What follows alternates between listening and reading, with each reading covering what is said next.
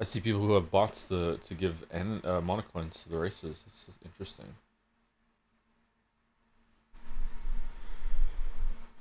What a jump scare! Yeah, sorry, we're gonna kill Simon. It feels like we're not done.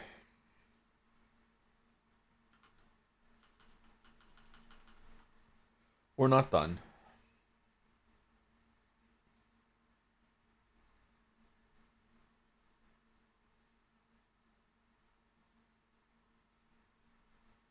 Probably gonna be a short stream unless Simon takes a lot longer to kill than I think. Maybe only take like 4 hours or so instead of 6. Should I start a dolls bet? I don't know if we're gonna do the dolls. Let's see.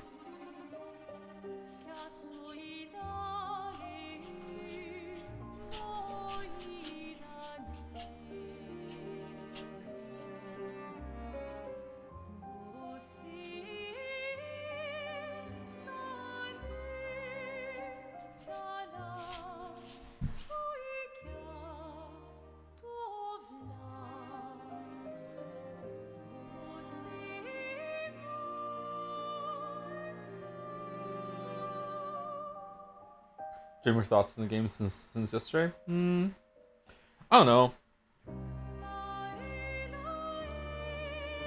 Even as an exploration of like how to handle grief, I feel like it doesn't do all that well.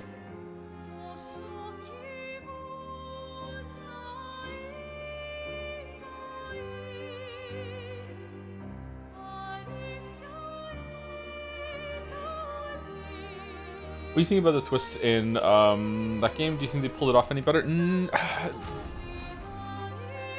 don't know. So the twist in that game is more of a like you can sit and think about it, and while you think about it, you can come to some interesting conclusions, and it feels like a mind game is being played on you, as I said in the video.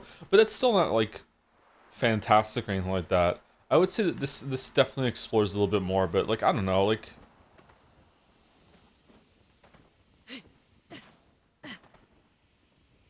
I'm not sure. I'm not sure, to be honest with you. So I have a question. If I put what was it, shielding something or anything like that whenever she dies or something.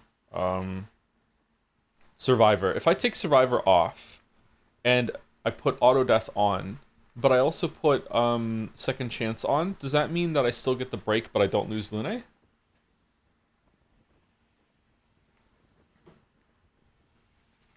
Does auto death still go through? Couldn't watch yesterday. What I missed. We finished the game yesterday. We're doing a little bit of post content right now. We're killing the hardest optional boss in the game. That's the only thing that's left. I might kill it in 2 tries. I probably won't. Almost certainly won't. I might kill it in 2 tries. I might not kill it today. Like I don't know. Like we're gonna see. I think I'm just gonna rush in and see what happens with the build that I have. I want to be in virtuose stance whenever I switch over to her. Draw him level 20 is not doing anything for us now.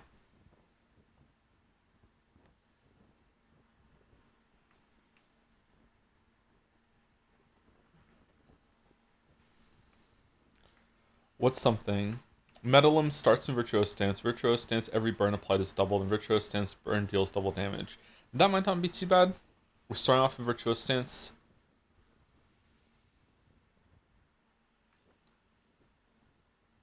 And then we'll be on a good cycle for that, right?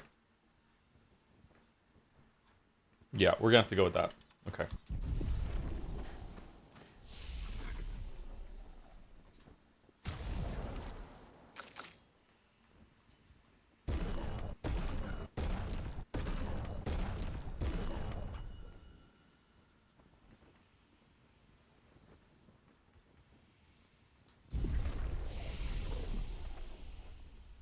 So you can stream. Yeah. All right. Let's see if the strat even is valid, and let's see how what happens when we go in right now. Excuse me. So it should proc death on Lune, immediately break Simon or fill his break bar. I should be able to switch over to intervene to Mael. Mael can do a breaking shot to break him, which will like get us free damage and also less stun, and then do whatchamacallit, Steamdle, and it should one-shot him and push phase 2.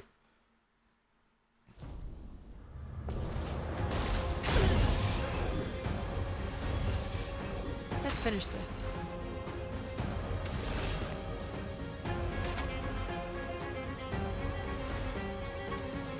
Show me what you can do.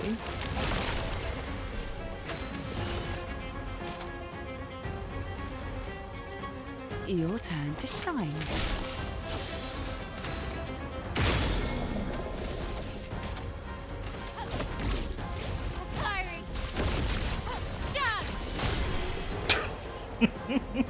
All right. 21 million. Holy shit.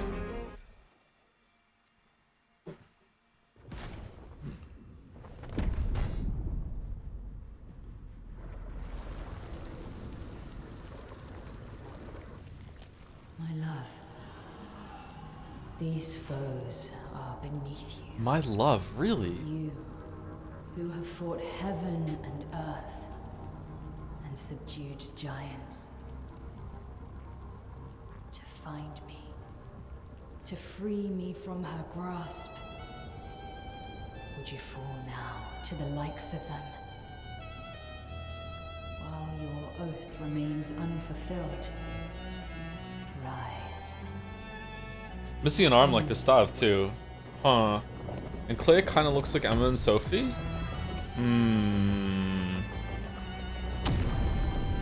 Maybe there will be a sequel.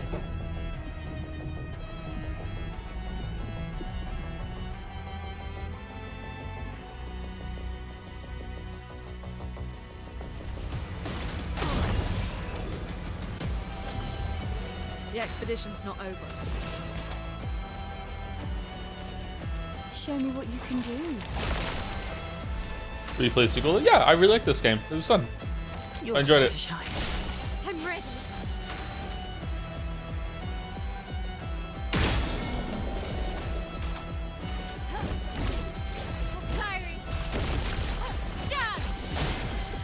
Oh, low roulette roll. Uh-oh. Yeah.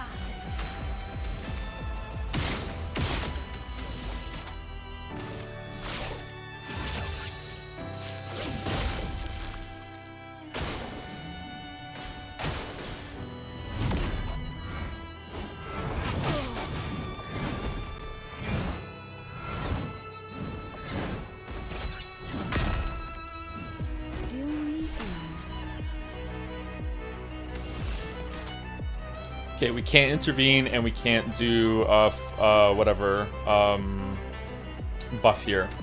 Okay, we can't even do all set. Wait, don't I have cheater on CL? If I attack again, don't I get a turn? I do. Okay. All right, so now I can do intervention over to Mael. But do I want to do that, or do I want to do all set? Or do I want to bring? I probably want to bring Lune back to life, actually. Don't worry, I'm here. Really?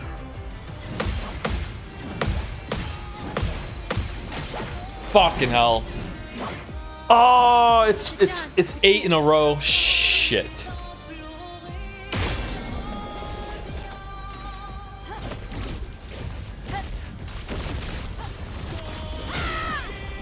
Nice. Could still be higher.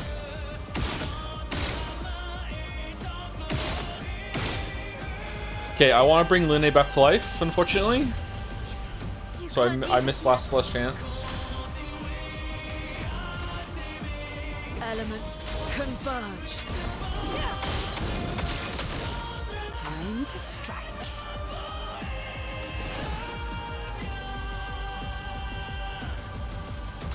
That's lucky.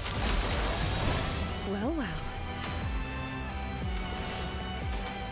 Okay, do I want to give Mael another turn here and do intervene to get her ready for the next loop? Probably. Yeah, I took Cheater off Lune. I don't have a good build on Lune right now because I was expecting that she was just going to be dead the whole entire time. Your turn to shine. Okay, so I can do a Steamdle right now. and then into last chance next time. That's probably the best thing to do, I think. Even though it's not a fully buffed Steamdle, it's something.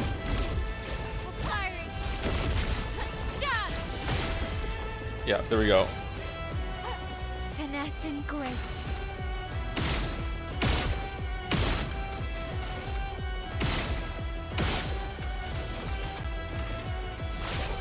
Lost chance. Okay, AoE will wipe me here. Shit, it's a jump. It's a jump. Fucking Christ, Joe. Okay. Okay, does she get 2 turns? Because I want to Fortune Fury and then intervene onto my L. She doesn't, does she? Does she? Fortune Fury, right? Here we go. Oh, she does. Oh my god. Okay, so do I want to do some shot? No, let's just intervene. Your turn to shine. Blades sharp. And let's Gamash.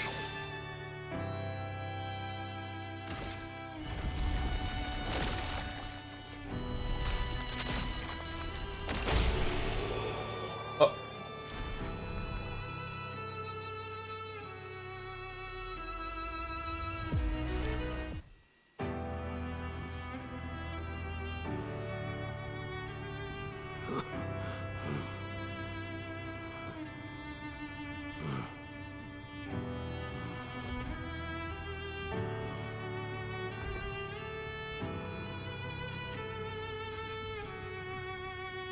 Did he get nerfed? I used to be a better gamer, yeah.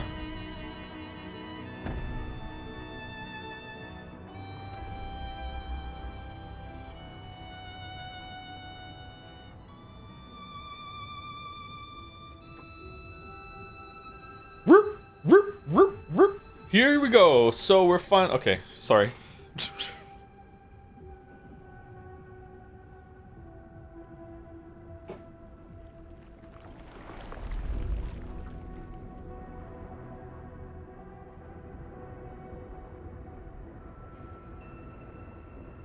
That was a cool weapon.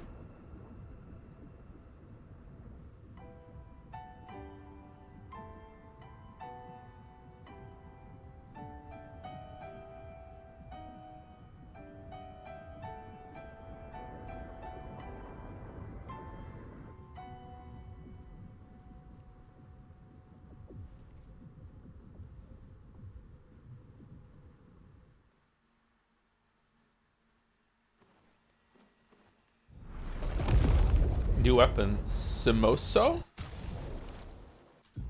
I like eating Simosos.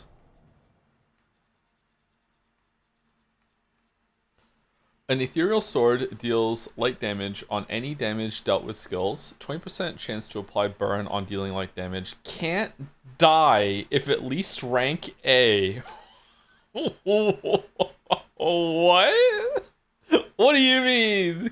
Can't die if at least rank A.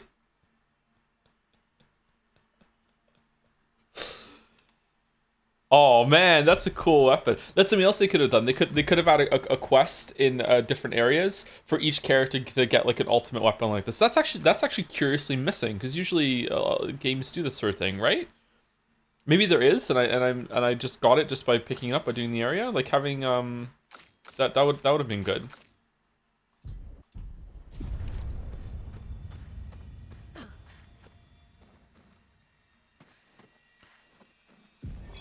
Simon. More and more of my mind is fading away. I must put my words down on paper before I lose myself entirely. My beautiful Clair. What did she do to you? That paintress. She fooled me.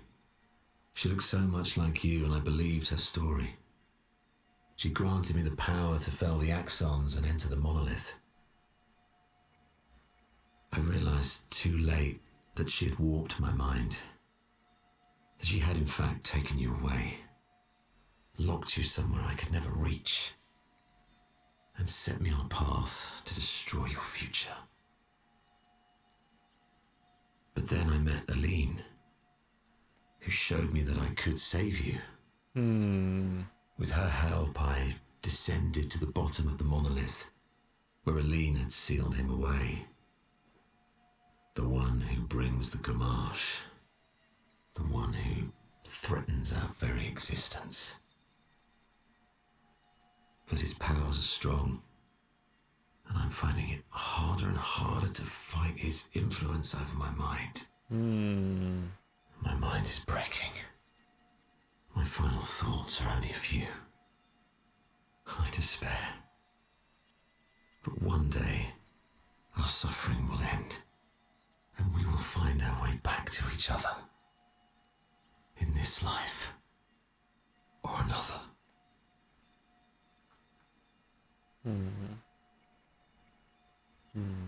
Starting to think that maybe it's a lot more complicated than just like either or, sapience or not. It seems to be at least a decent amount of what would make you sapient, but with also they do also treat them like playthings, and they are controllable and they can be influenced. They definitely have some programming, so it's just like mind broken humans, I guess. Like just a lot of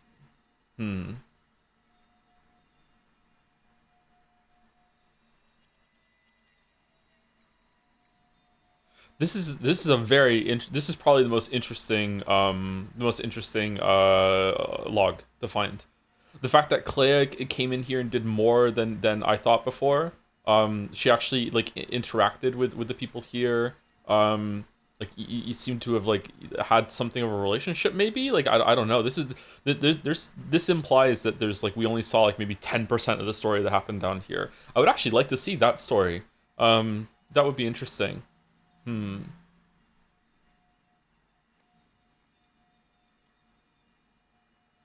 Journal 60 was better? What do you mean Journal 60? Isn't Journal 60 the muscle people? William, Expedition 60. They mocked us when we said the human body is the strongest of them all. We trained relentlessly, and now our bodies have achieved the pinnacle of human performance, with which we are able to crush our enemies. We are so much more agile and aerodynamic without the heavy uniforms constraining our glorious muscles. With Leslie's unstoppable training regime, we are impervious. That's how we were able to charge through that ghostly Gamache barrier and reach the Paintress. But it seems we've been wrong about what she is. The Paintress is just as trapped as we. The real terror lies beneath the monolith. The rest of Expedition 60 marched on to confront him, while I was tasked to warn Lumiere. But it seems I might have run out of time. One last swim separates me from Lumiere, but even with my mighty muscles, I don't know if I can outswim the Gamache. So here I write my final message. Outswim the Gamache will save the world. And don't waste time on the Paintress. Aim for the bottom of the monolith.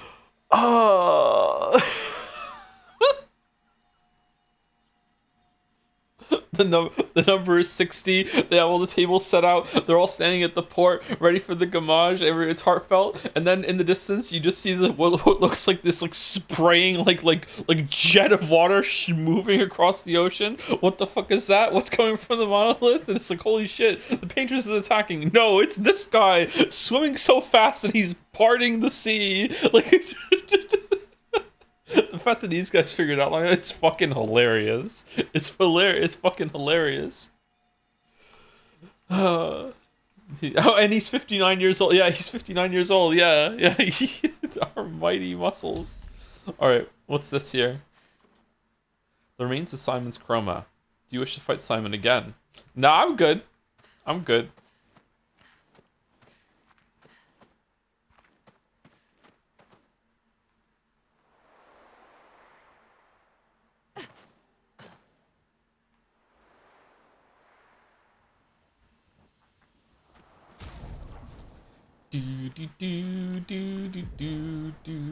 Back to sleep.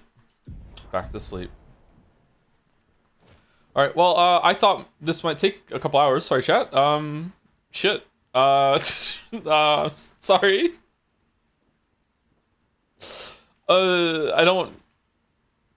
I don't know. I don't know. I don't know. I don't know what to do. I wasn't expecting to kill it first try. My bad.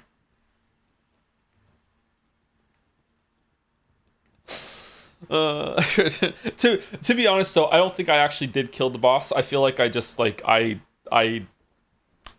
just outbuilt it. You know what I mean? Like it's just this was cheesy, I guess. I don't know. Like at the same time though, like the fact that I have to get into phase 2 to learn those parry timings and I don't have shields in order to make it enjoyable to learn.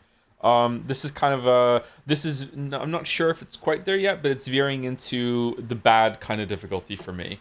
Because like when you play, like Nine Sols had a fight like that toward the end, and I felt like that, but at least I had like the joy of actually like moving and feeling out and getting better at the timings earlier on. Whereas in a game like this, it's just literally just stand there and just hit the button at the right time. Do you know what I mean?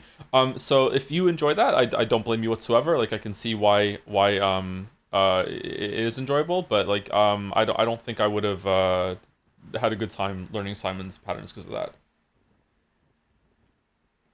You mean you use your stats and luminas in this stats and lumina based combat system? Exactly. What else did she have on that I can take off? I don't know why it matters. Like, there's nothing to done, right? New game plus. Oh, what does that do? You're about to start New Game Plus. In this mode, enemies and battles will be much harder. Exclusive rewards and loot can also be unlocked. Really? You will keep your character progression and your inventory, but everything else will be lost. Side quest progression, quest items, and relationship levels will reset. Oh no, not the relationship levels. Would you like to continue? Yeah, sure, why not? Yeah, let's do it.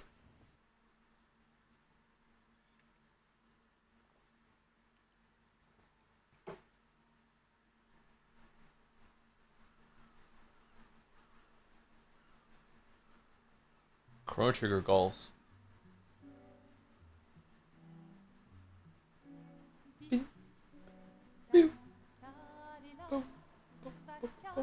Oh, oh wow, the number goes up when you do New Game Plus? Oh, that's crazy. Holy shit.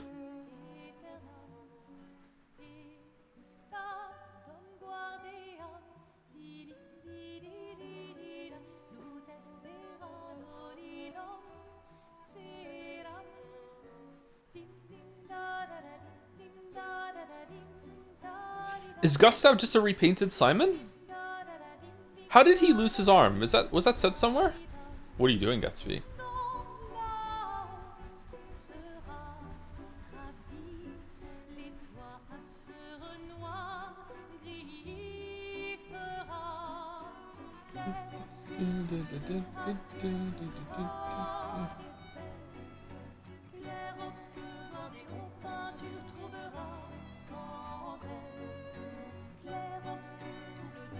If you're gonna give someone flowers, you should probably do it before they wither and die.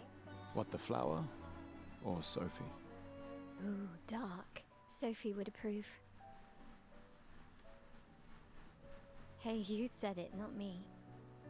The others are waiting for you. You're supposed Why is the dialogue so much better at the game compared to be helping with the festival. With what? Putting up 3 tables? This opening is so good! You underestimate Lumiere's enthusiasm for the expedition. There's at least 5 tables. Marvelous. Have you tried throwing with your other arm instead? If you could hit the paintress directly, that would actually be useful. Useful. You know, hobbies don't always have to be useful. I'm enjoying the uselessness of today and readying my usefulness for tomorrow. And soon, we'll get to do a lot more than throw rocks. That's what all the other expeditions said. Hey, you know they gave their lives to lay the trail for us, right?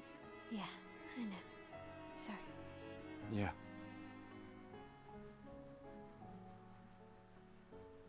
You still got a flower to give, no? Yes. Just... Hey Joe, I haven't caught a stream in a while. Just want to let you know that some of the fans of this game can be mean at times, so be careful, have fun. Alright, thank you, Not yep. sure how to start. After 4 years apart, what do I say to her on the day of her gamage? You're asking me? I don't know. Sun's about to set, so be direct. Hey Soph, been a while. Could we...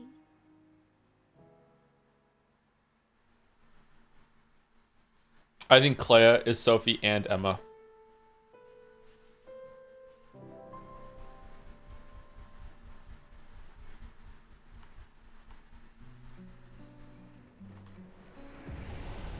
I'm morbing the sequel. I'm doing it. I'm doing it. A flower for Sophie. Take it. Yes. What?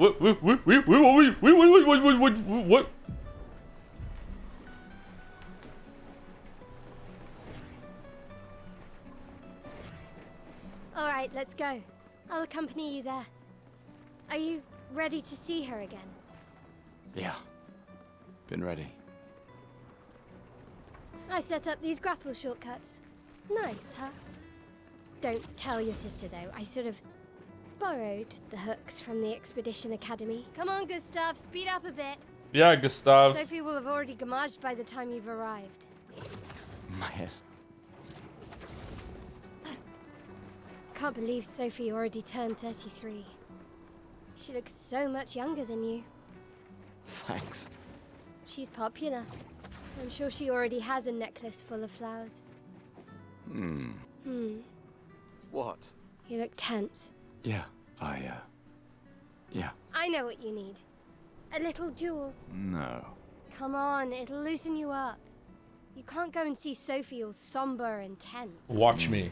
And if you win, I'll give you something you can use with your Lumina converter. Whoa! Yes. What? Why does he have Simon's sword?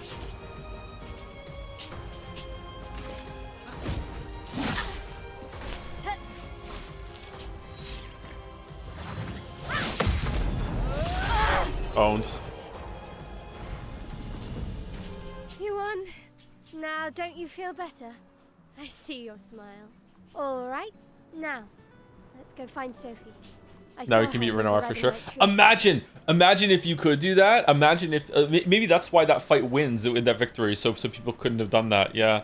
Imagine you could kill Renoir in that fight, and it's a completely different story. Yeah.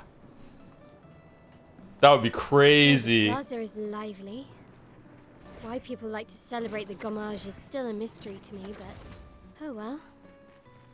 The red and white tree. I've always found it beautiful. I don't really understand. You and Sophie broke up so long ago. But clearly you never got over her. Shut up, Mael. Why'd you wait until today to say something? Because I'm It's an a bit idiot. late, isn't it? Because I'm an idiot. Sequel's definitely gonna be in like it's gonna pass itself off that this world continued, and it was Mael's ending. But then it's gonna be revealed halfway through that it was actually Verso's ending, and Mael has like started her own second canvas with like hookers and blackjack or whatever, and it's like, oh shit, it's canvas 2 all along. Sophie's down there. Let's go. I know.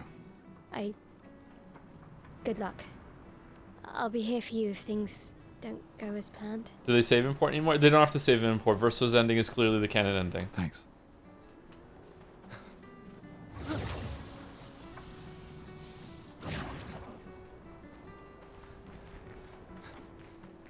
Do do do do do do do do do do do do do do.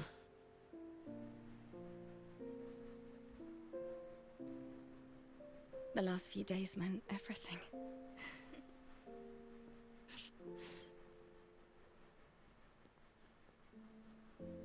I'm really surprised Sophie didn't come back later. Can we talk? Gustav. I love you all.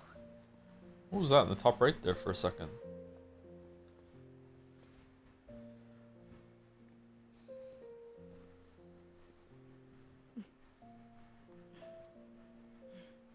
That's for your, if there's room. There's always room. For Pud.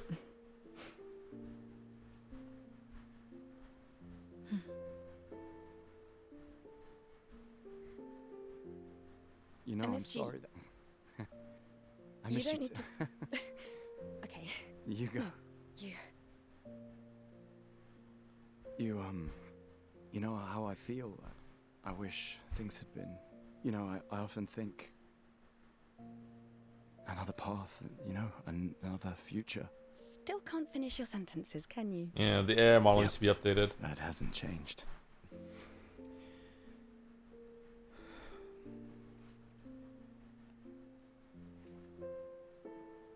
I missed that.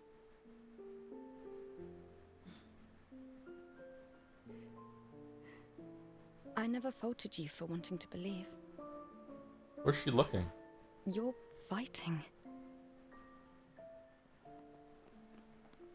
To change things. I understand, just...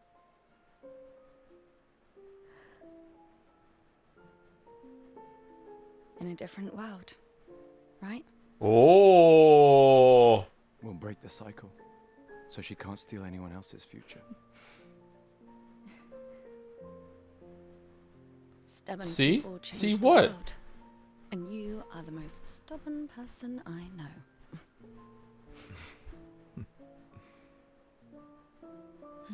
I don't know.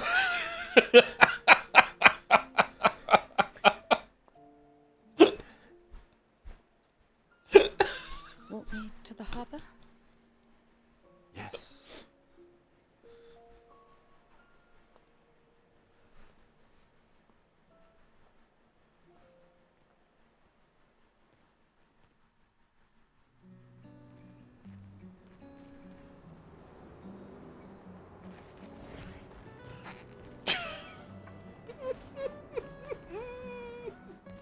Greetings.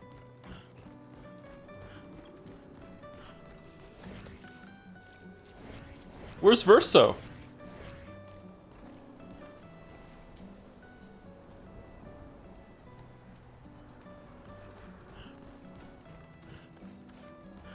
Oh, hi, Sophie. So Gustav really did come, huh? Yeah, he did. Yeah, I he knew did. would. Has everybody already left? Yeah. Everybody's heading to the harbour. Sophie. Looks like you still have a lot of flowers left. Well, there are less and less people to buy them.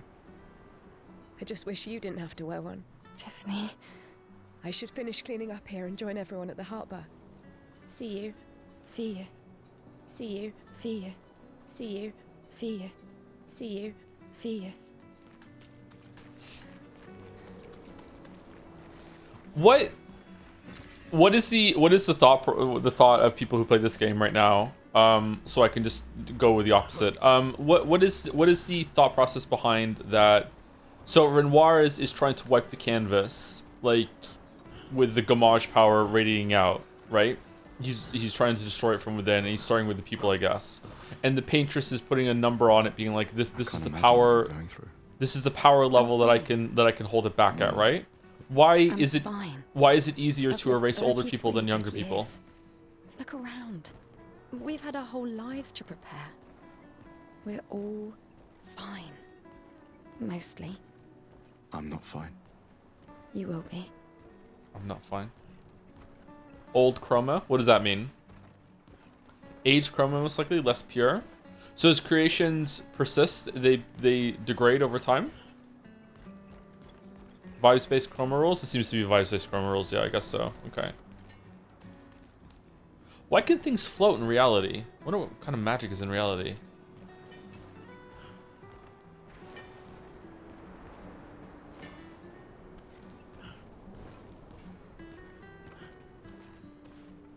Old chroma is less efficient, hence why Miles said old chroma is hard to bring people back. I thought... that doesn't bode well for a lot of the older people who were back then. I thought that it was tainted by the Nevrons. Excuse me. Hey Joe, have you seen a Carbot's video on Clair Obscur? It's funny. Never heard of that, sorry.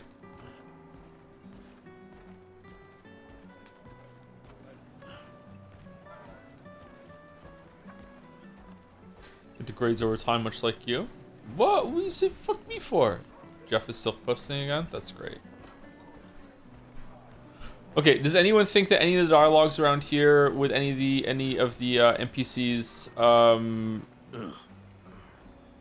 foreshadow the place being fake? And if so, would you like me to go talk to them again? What would you like me to do?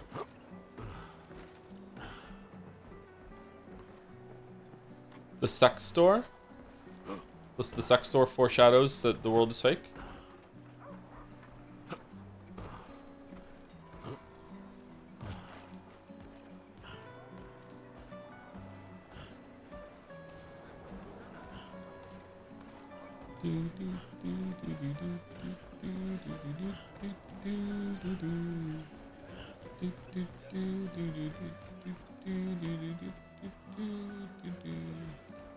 Check the Eski statue, maybe? Where was that? There it is. Okay.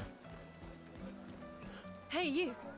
You seem like a woman with exquisite taste. I just finished my sculpture of the legendary Esquier. This may be my life's finest work, yet not a single soul seems to care. How could I make it better? Perhaps you could paint it. Add some color. Paint it? Brilliant. I knew you were the right person to ask. Thank you for your insight. You're most welcome. I shall get to work tomorrow. I see you're wearing flowers. Do you see that regular people in my island thing wear the same clothes, look very similar to each other? I like. What's your name? It's. I don't think that's proof of anything. Like, it's a video game. You know what I mean? It's at some point you have to look at it and go, okay, there's a limit to the assets. It's hard to do that. You know, like characters wear this in video games. It's very common for characters to wear the same clothes throughout the whole entire thing. Like that's. I wouldn't look at that as evidence. Sophie. If a lot of work went into like Kojima level funding and everything like that and production values, and the rest of the game had that level of attention to detail and that amount of work, which, to be clear, to me I wouldn't want that. I'd rather just have more gameplay content. But if they did do that, then it would be a clue or information you go by. But I'm not sure. Sophie. As a thank you, I shall chisel your name onto the statue. Oh, you don't have to. But they could have used these people. They already made custom ones for this scene. I'd have to go back and look at it, but just because these people are very varied in this scene doesn't mean that it was so easy to set up in the next scene, right? Like, maybe they ran out of time to set up properly. I don't know. I wouldn't. It's something, but I wouldn't use it as strong evidence. Luna has similar facial structure to Lena, and CL has similar facial structure to Clair. Do you think so? To me, Emma and Sophie are so much the same person that there has to be something there. And the fact that Clair seemed to have a secret life in here and was secretly in here, and Emma is the big sister to Maëlle, and the relationship that Sophie has with Gustave, and it seems that there's some similarities between Simon and Gustave. Like, I don't know. I like, we can stop memeing now, right? Like, Sophie and Emma are the same person, right? But I will. Like, it's literally the same model. I really can't see it. Really?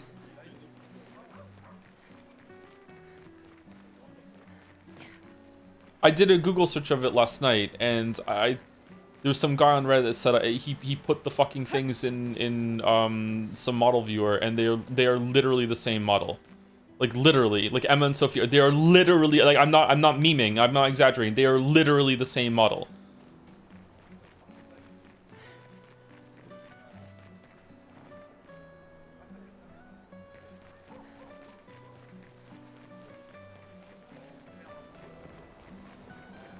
Yes, we told you this before.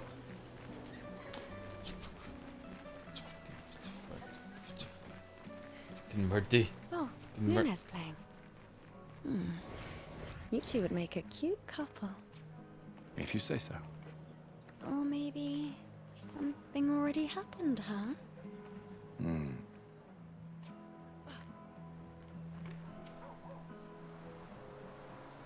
Sometimes I feel sorry for her.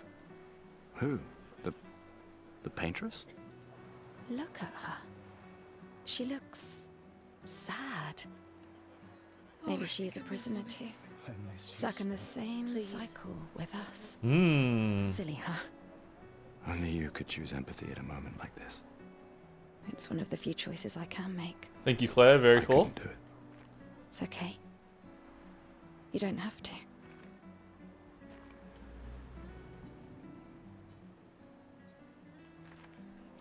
Oh, hi, Sophie. Oh, Mael. I didn't expect to see you here.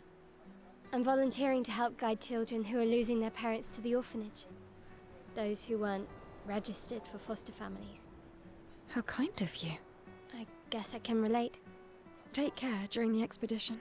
Gustav told me a lot of wonderful things about you. Consider, all your viewers are weebs, and weebs are used to all women having the same face, but distinguishing by hair plus clothes. So to them, Sophie and Emma look different because they don't look at women's faces. About you two. I always told him you two should never have broken up. Look at these orphans. That's where we disagreed. But I have hope that you and Gustav will change things, so no one has to go through this impossible choice again. Yeah. Let's hope we will. See you. Sophie... In the next life. See you. Sophie and Claire are voiced by the same actress in the French version. Is that lore? Or are they really? I think that Sophie and Emma looking very similar is a clue, because like Emma is a more important character than just a background NPC. So for them to reuse the model there is definitely that is something. Yeah, there's something. Whether Sophie is Claire, Emma is Claire, or they're creations of Claire, I don't know. Like, if Claire came in here, could she split herself into two entities? Like, she seems to be, like, the second most talented painter of them all. Like, after Aline? Or is it Aline, Renoir, then Claire? Or is Claire below Aline, but above Renoir? I'm not sure. Why are we playing from the beginning? Because I'm just seeing if there's, like, how the beginning hits after we finish the game. I'm seeing if, like, we're doing New Game Plus, we're seeing what it's like.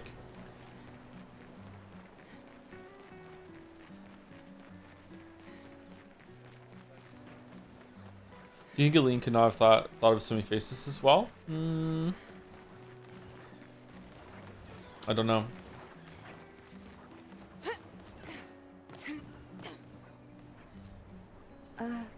Hello? Gustav!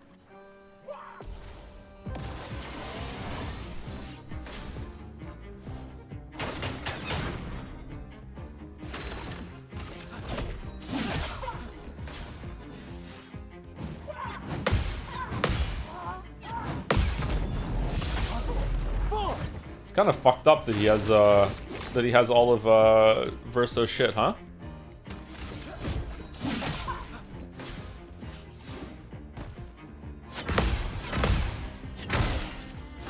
Uh-oh. Oopsie doopsie. Silenced?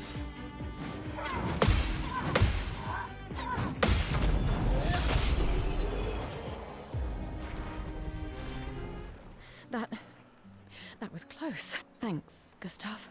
Did someone build this? There's something on its body. One parallel I made is that I like is that the painted people are clearly accepting and are able to cope and grieve properly with the prospect of death and losing loved ones, unlike the Desandre family. Hence the taglines, "Tomorrow comes and for those who come after."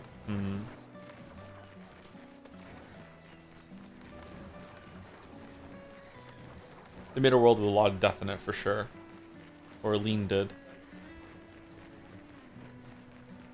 I've always loved the harbor.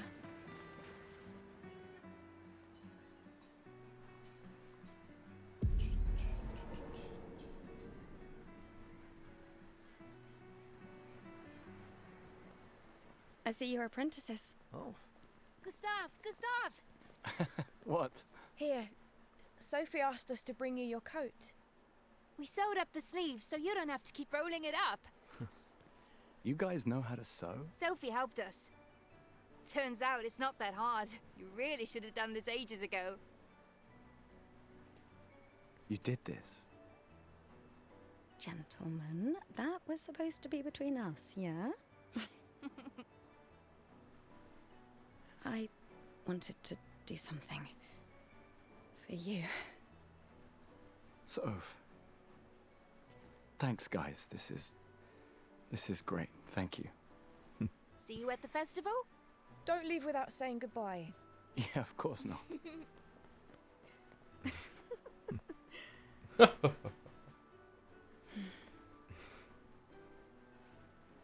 What? I know that face. Me too. Seen it 2 other You mean a times. lot to them. I can tell. Yeah, they mean a lot to me too. Legacy can take many forms, right? Yeah, You told me that. right.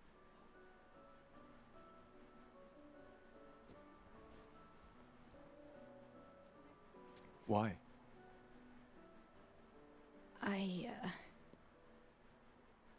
I wanted to see you wearing it. Oh, you like uniforms now?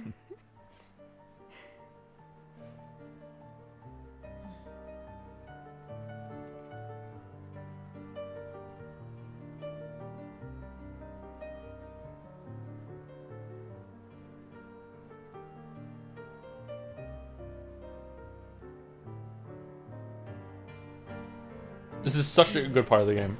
Your legacy. In a way. It's yours too.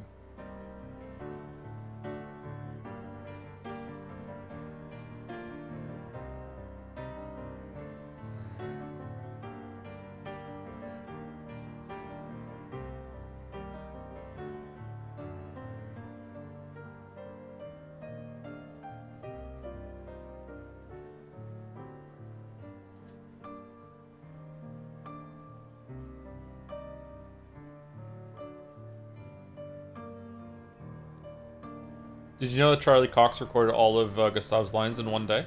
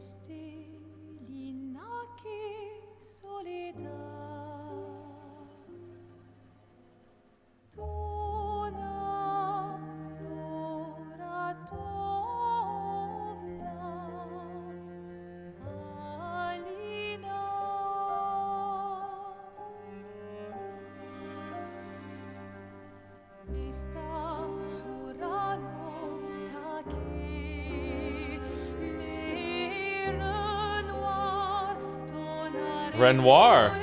Whoa.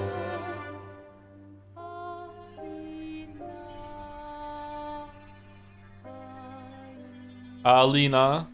Damn. There were spoilers in it. Man, what a cool shot. Good thing no one knows to speak French. Dead language.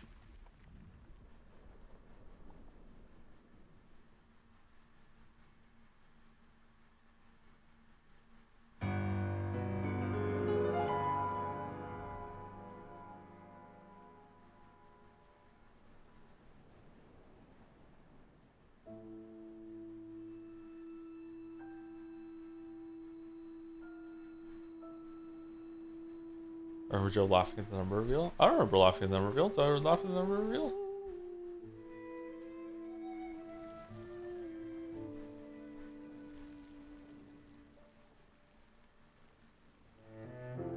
We were laughing like Nord Snooty. What? I really liked this scene when we first watched it. I didn't say shit. Kestrel mask?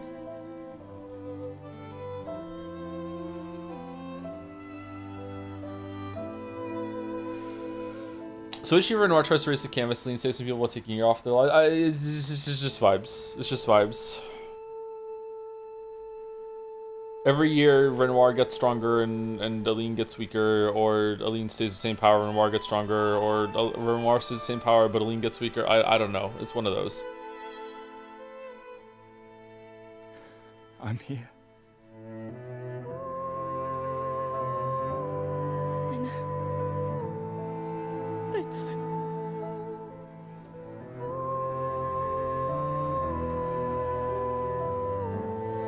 Man, this scene is much better if you take your time and talk to everyone in the festival and actually feel like you had a day with her. Wow, like going here right away ruins this moment a bit. That's cool. Good use of gameplay. Or good use of the media. Yep.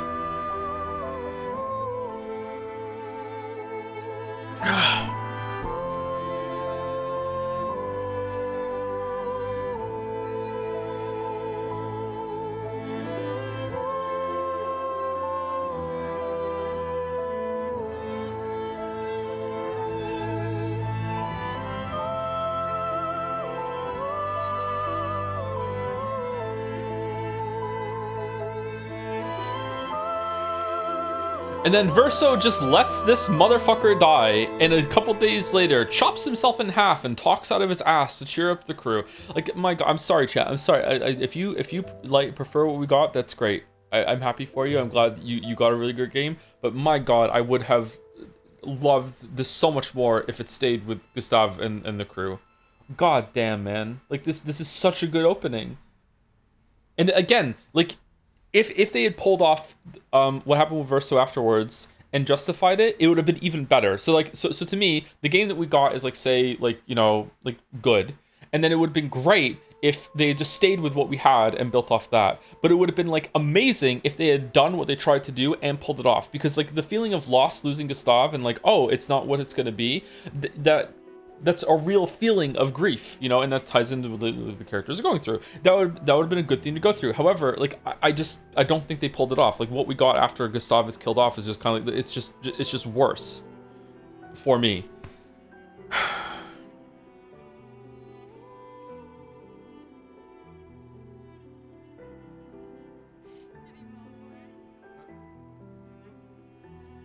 Joe, it sounds like you're going through grief, but I'm going through grief that the story sucks. Like the ending was good. But can't hide from us, you know. Like I said, mourning's best done with friends. Lucien. What? It is. Grieving alone's the worst. Where's mine? Should make a video about it? I am not making a video about this game. Fuck off. No way. Are you kidding? I am not becoming the literal Satan for another fandom, okay? No. I am the Satan for 3 fandoms. I do not want to be a Satan for a 4th fandom. No. Santé, les amis. Santé. Yeah, no, could use a drink.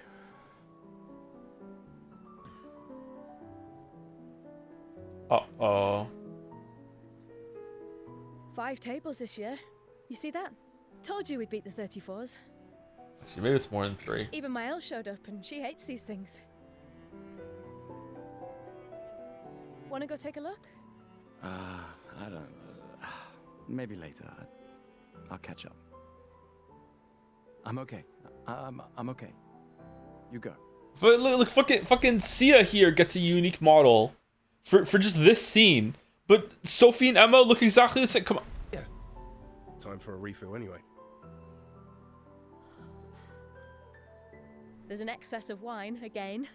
Thank your sister for her generosity. Catherine. Oh, and try to enjoy yourself. Don't drink alone, you weirdo. Yeah, right. Enjoy myself. I gotta say, these people seem pretty real. Yeah, they seem pretty real, but then, you know, so does ChatGPT if you go along with its bullshit.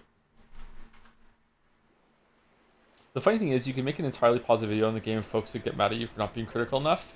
Yeah, but I wouldn't become literally Satan to them like I am for the Elden Ring community, and somehow the Elden Ring DLC community, and the Mario Odyssey community, and the Silent Hill 2 community, and the Zelda community, and the Nintendo community, and the Witness community, and the Soma community. Now, it's most people like Soma actually like the video. It's people who don't really like the game just go along with that narrative.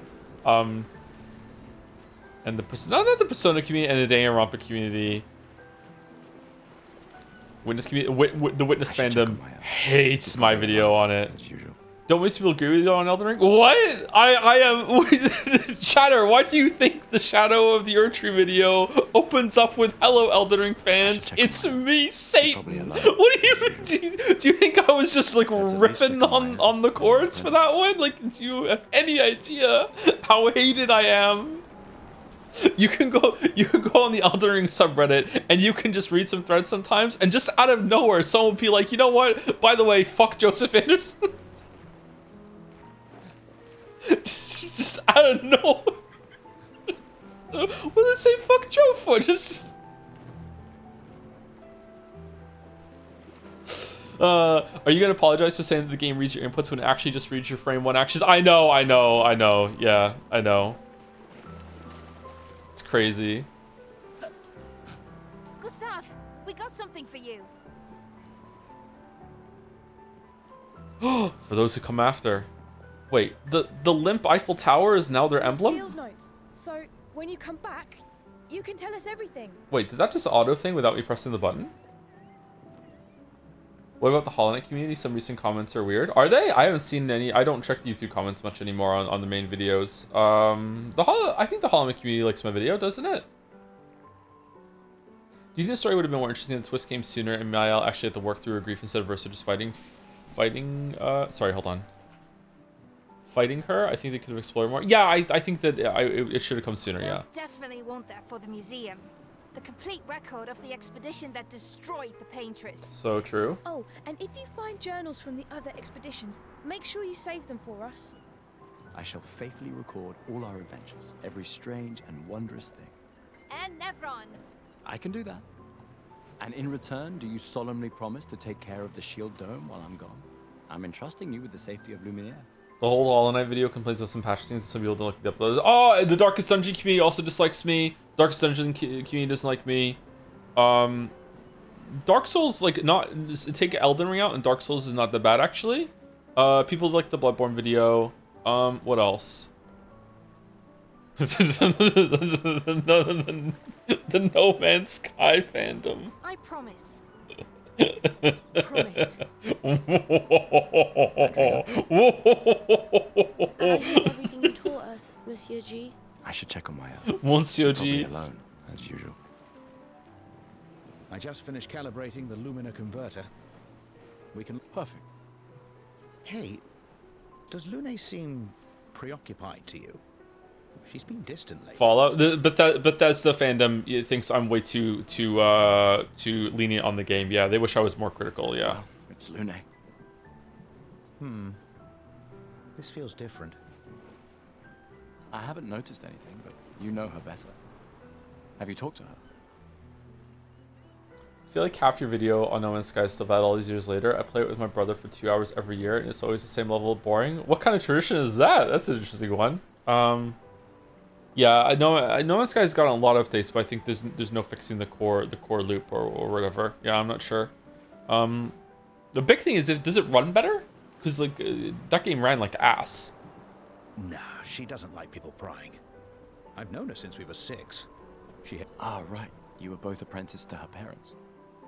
Yeah. Let's just say they ran a tight ship. I can imagine. Okay, I'll make a... Who the fuck are you? You came. I wasn't sure if I should. You've been avoiding us. You didn't have to. I heard Seba filled my spot after I left. Yeah, it runs way better. Oh, that's good. Yeah. Do you think I'm a coward for staying? It runs very well on my AMD system. Okay, so you're a first-time chatter, so I just want to make sure, because we have Expedition 33 tours coming in. We were talking about No Man's Sky. we weren't talking about Expedition 33. We were sorry. We were talking about No Man's Sky. Do you? Not anymore. Not all of us can change the world. Some of us can only change ourselves. Meaning what? More like... read... It makes me sad to hear you talk like this. No, you misunderstand. My mind is where I can be free. She can't touch... If you say so. I don't remember this conversation.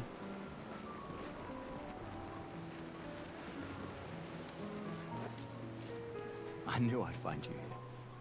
Having By the stream, man, you doing Discord paint? I don't even know if the stream is going to go on for much longer. I was expecting to sink hours and hours into Simon. 1 year. I know. if anyone. So do you. Horror games community subjectivity is implied. You know, I don't think they care that much. Sure. Doubly lucky. All right. Old man. You'll crit this time. It is with great irony that that most horror devs agree with that take about death. I think the people that made Soma have a whole entire blog post dedicated to just that problem. Like it is probably the most important problem in all of horror game creation, is that like how do you make the enemy scary when after you encounter them a bunch of times, they just intuitively just lose a lot of their power. Yeah.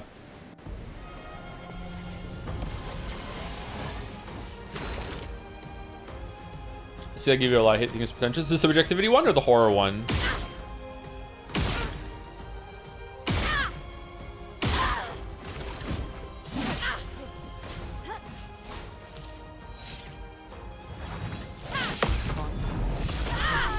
Down.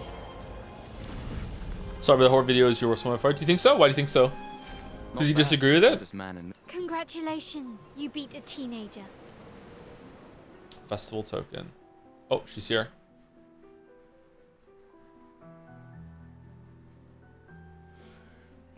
Fuck it. How is fuck? It's blurry, so you can't look at her. It's.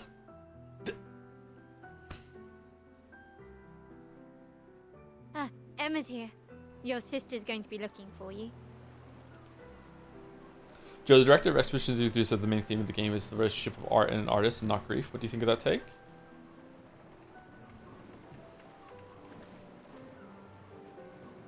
I don't see that at all. Yeah, no, sorry, you're on your own here. Are you trolling? I don't, clearly not. What? Can you enable evil mode for today's Scrandle? Nah, I'm good. I don't like evil mode. You should make a video with an Expedition 33 thumbnail titled something like Painters versus Writers, and it's a review contrasting Drawn to Life DS and Scribble Knots DS 2009. Oh, that is the same kind of power, right?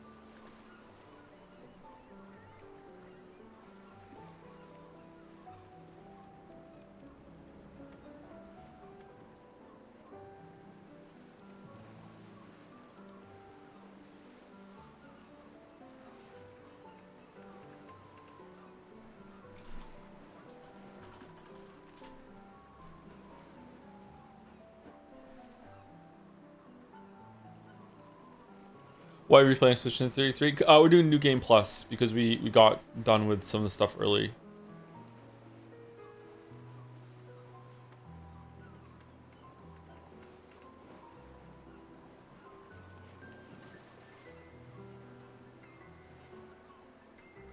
Nah, there's no good side-by-side comparison of the faces of Emma and Sophie that I can find with Google image search right now. That sucks.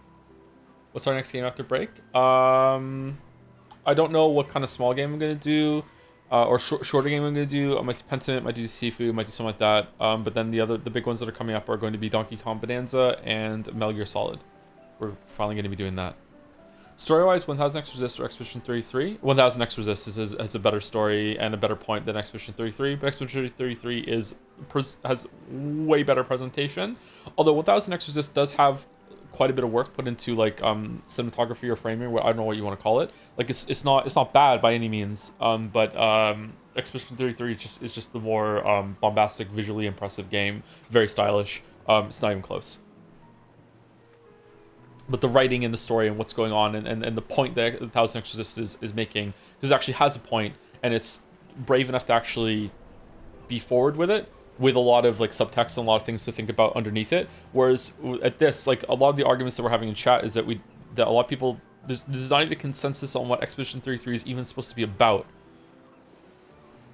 Our beloved chief counselor. Yeah, I should go talk to her.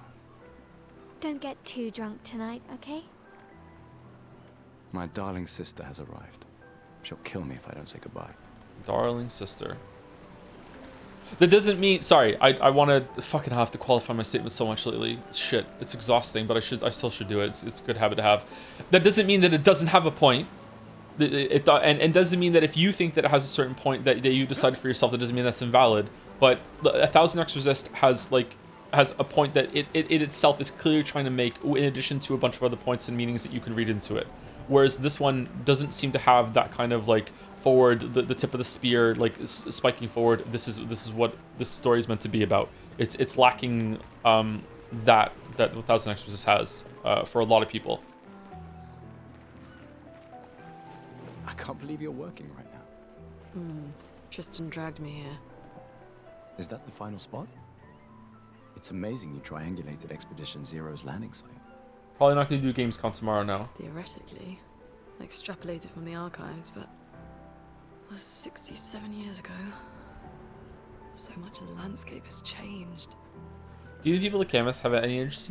I'm not sure. Like, they just... It's hard to tell. I'm leaning towards no, but they are capable of doing things on their own and coming to some conclusions and having some goals. But, like even video games that came out a long time ago, like Populous or Black and White, like if you leave those villagers alone and let the game run for a long time, they will build their village up by themselves. It's very rudimentary, it's very simplistic compared to what these people can do. But like, just because they can do more complex things does not, say sentience make. Does that make sense? Maybe that's a bad sentence, I'm not sure, but it's hard to tell. Do you think the Camus people are capable of building muscle? Absolutely, yes. The Chads in Expedition 60 definitely pulled it off. I trust your calculations.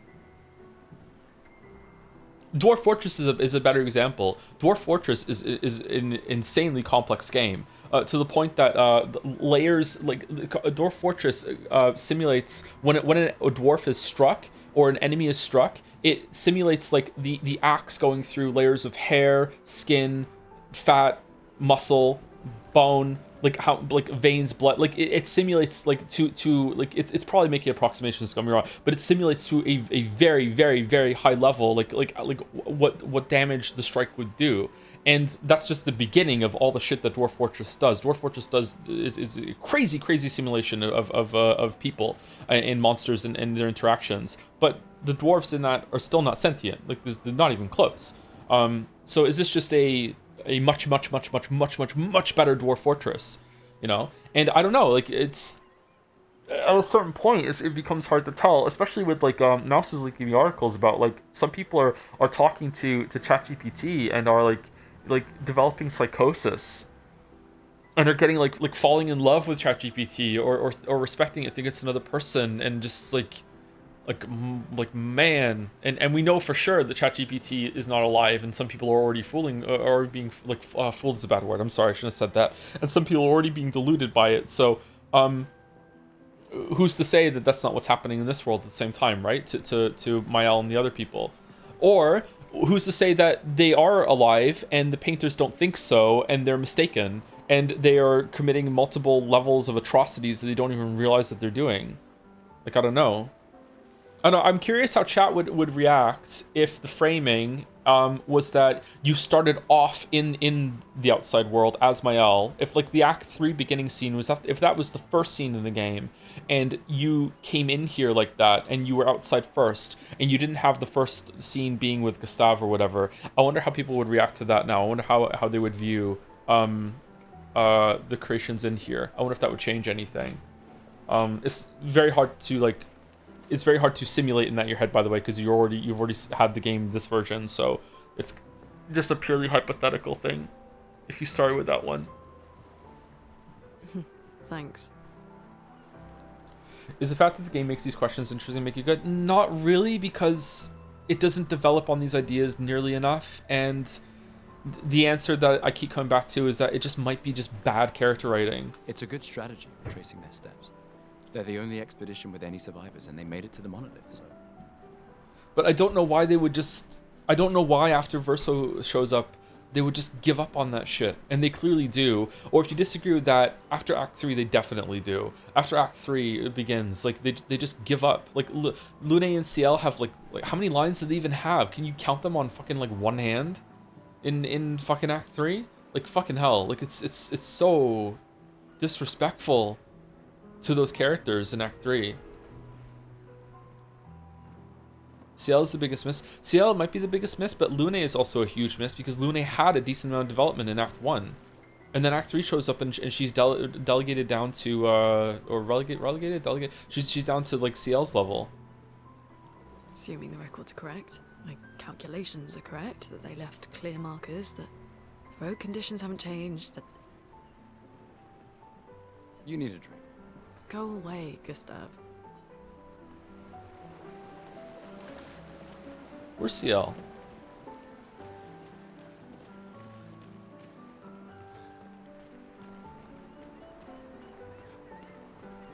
These all yours? You gonna lecture me on drinking? I wouldn't dare. Just calculating how much it'll hurt to catch up. You can start now. Here, let's have a toast to Sophie, who was always unapologetically Sophie. My fierce and loving friend. To Soph.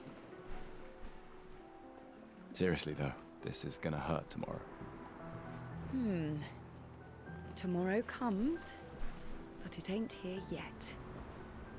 I'm not crossing the sea sober. Man, look at that scar on her stomach. That totally looks like a C-section scar. Look at that. Wow, how could I not have seen that? How could I not have seen? Sober's better than deathly hungover. No, not for that.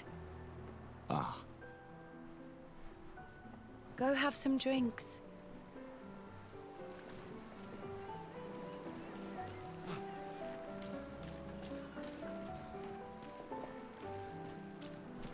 The Chief Counselor honors us with her presence. What? Still mad I'm going? This is the definition of a fool's quest. My brother's not usually a fool. I've heard you say otherwise. You and I both know the political complexities that necessitate the expedition. It's vital for morale, but it's a bloodless guillotine is what it is. Could this be a lean? Or like a lean stand-in creation that had like would Aline and Clair, like maybe Clair really takes after her mother?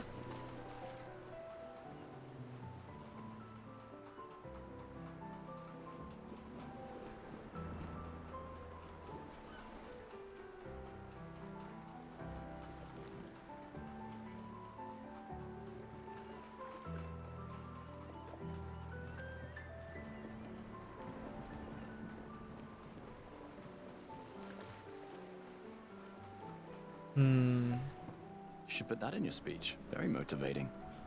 They might just find a guillotine for you too. There are so many things you can contribute to here in Lumiere that'll have a real impact.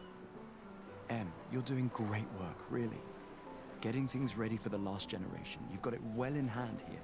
Let me do my part, out there, and win us a chance to live. We're never going to see each other again. You're so busy anyway. I barely see you. Just take care of Maëlle, okay? Can't believe you're letting her go with you. Me? You're her guardian too. You stop her. We're her guardians, not her jailers. Yeah. She really wants off this island. Don't you have a speech to give? You mean the one you so kindly wrote for me? Just suggestions. I thought it might help you understand. I do. Understand? I just... Anyway. Yeah, time for my speech.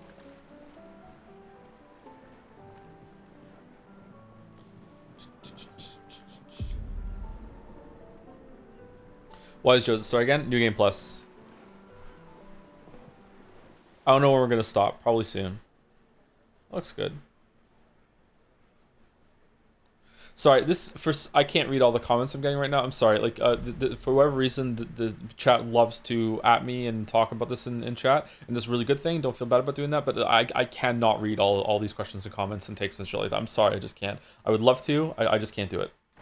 So I hope no one feels snubbed or ignored. it's just not possible. Sorry.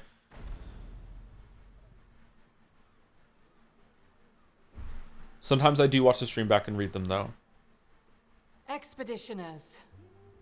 Favorite toothpaste brand. This one's important. I'll answer it. Sensodyne. We honor your dedication. We do not take for granted that you dedicate your final year of life to keeping hope alive for all of Lumiere. Some of you are leaving to change the world. Others to discover the secrets of our universe. Some to protect loved ones. Others to find meaning in our all too short lives. As you sail into the unknown, know that Lumiere stands with you. When you battle the Paintress, know that Lumiere fights with you.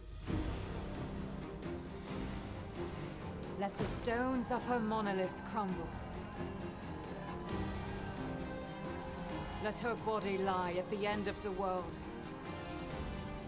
Unable to paint another death, let the stars no longer be hidden by her oppressive silhouette. Let the world once again watch the sun rise without the shadow of her cursed figure. May the wind of renewal take you to the ends of the earth.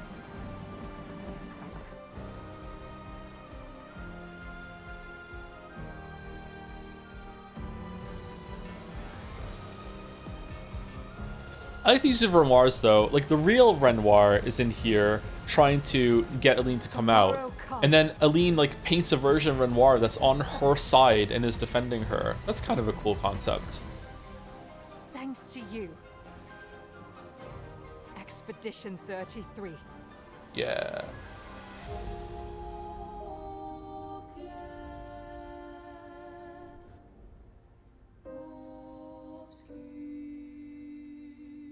That's the name, yeah.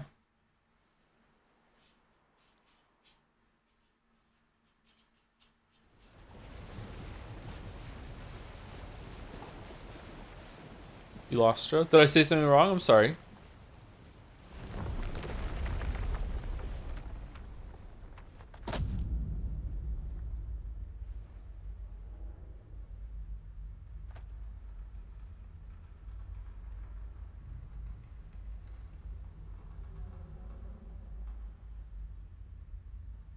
Like, why does he just write, "It's not me, it's Renoir"? By the way, on the monolith, she knows Expedition's trying to kill her, so she that could take them off. I don't know. Like, because then it wouldn't have the cool thing in the distance of the number ticking down. I don't know.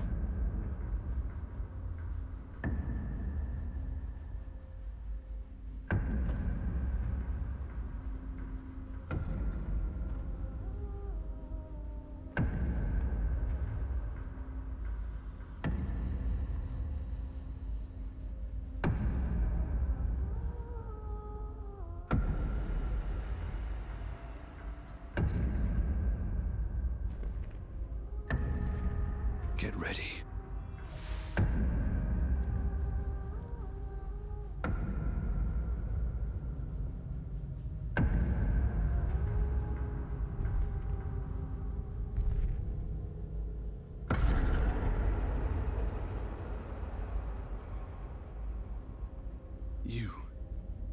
You're old. How did you survive the Gommage? Which expedition are you from?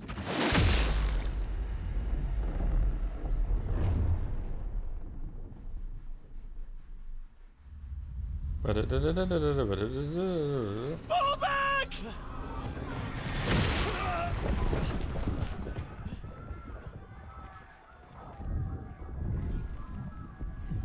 Oh, it's Verso!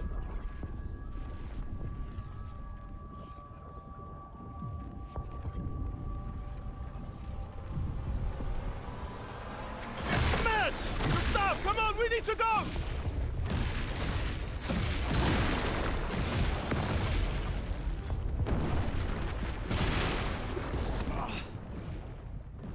wonder if Clair puts Gustav on the waterfall. He's not following. Putain! No. Who the fuck was that? Because then why would Clair let Verso let him die with Renoir? Regroup at the rally point. The indigo tree.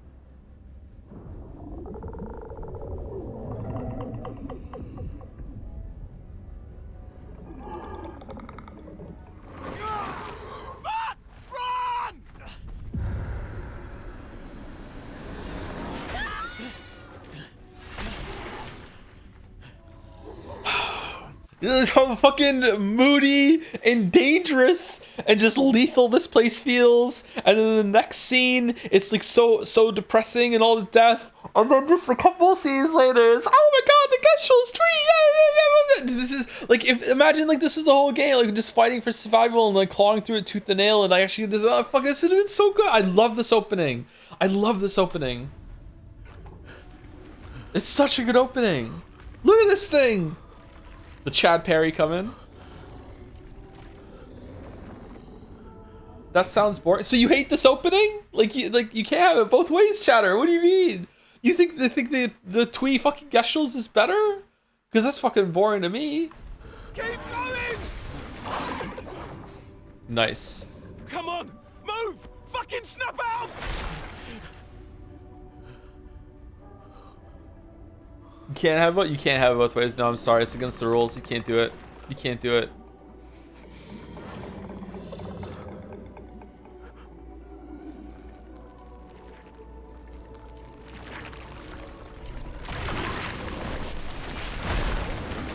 What happens here?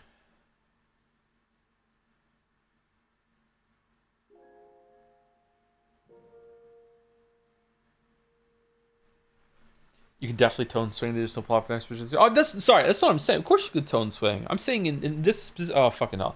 In this specific case with this game, you can't have it both ways. It's too drastic. It's too sudden. It's not done right. How did he live here?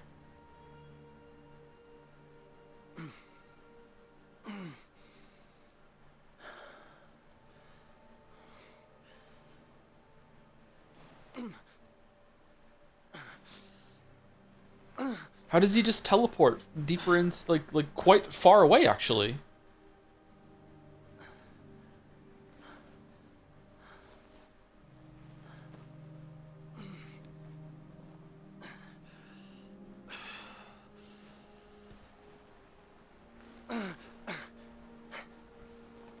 I love nobody knows. Nobody knows is my favorite answers to any question because it could be like unclear, not sure, but no, nobody knows. It's like a grand mystery. Nobody knows. What game is he playing next, chat? Nobody knows.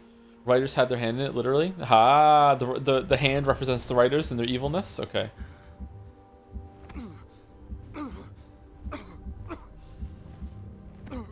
Wait, what are the hand creatures? They can't be Nevrons because they're on Renoir's side.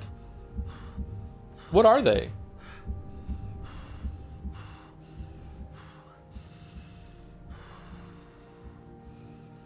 Renoir's trap? Oh yeah, Renoir has his own shit, doesn't he? Renoir has his own Nevrons, or they call something else?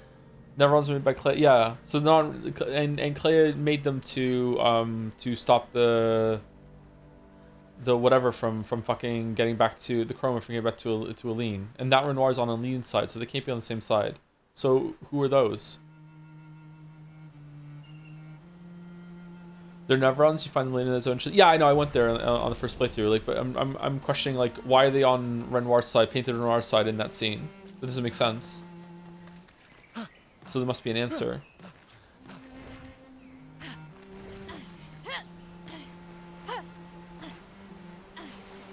Only Nevrons with faces are Renoir's creation? Really? They don't have faces though. Is that right?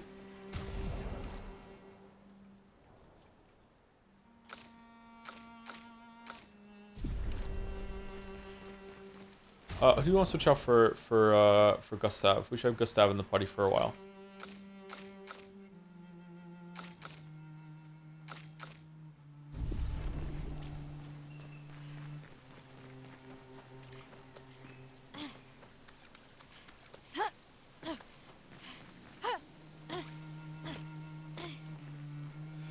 No, that's not true. Every Nevron and Renoir's draft in the final area, like Chromatic Aberration and Clair, Obscur are Renoirs.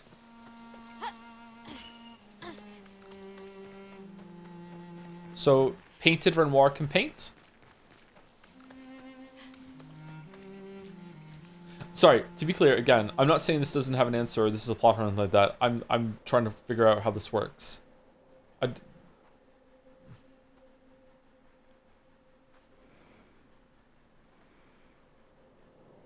Painted Renoir didn't make any Nevrons? Okay. Why are the hand enemies on his side in that scene? Let's just ask the clear question.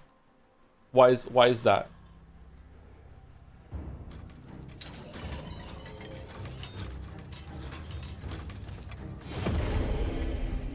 They are not?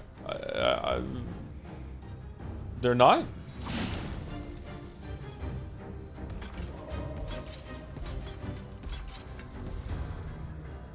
Nobody knows. Do me in.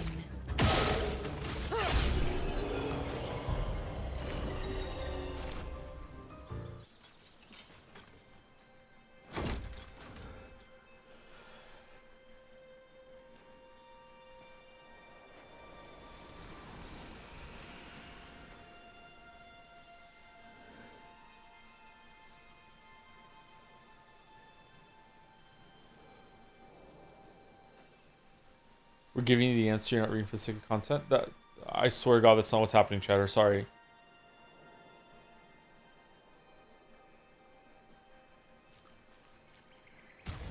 That was a wild comment. So does he have... Oh, he doesn't get versions of them for when they're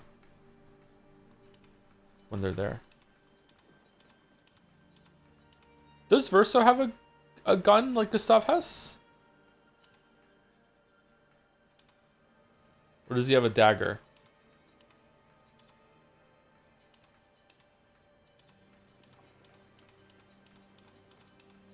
Huh, they put some work into all these different guns here then. That's neat.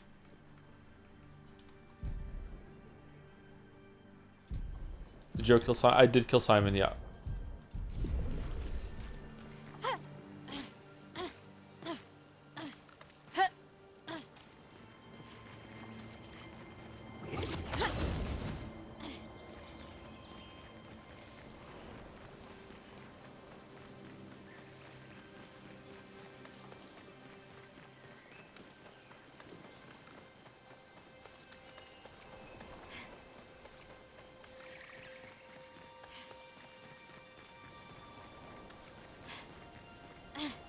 Are you on Disney Cruise this week or not? No, I'm not. I'm doing a bunch of VOD work and finally answering all my DMs is what I'm doing this week. Or I might just say fuck it and make an Expedition 33 video in 1 week. What could go wrong?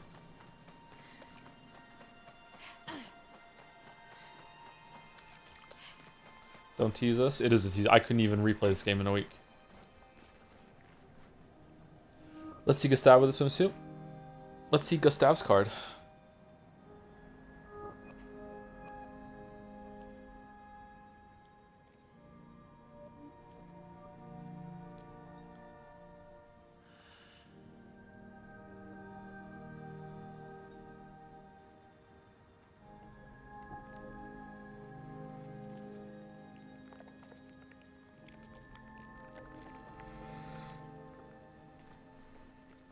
These things were never explained. Why do the dead expeditioners turn into this shit? There were multiple of these in different stages.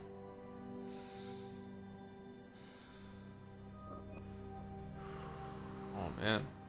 Catherine. Did her eyes just move?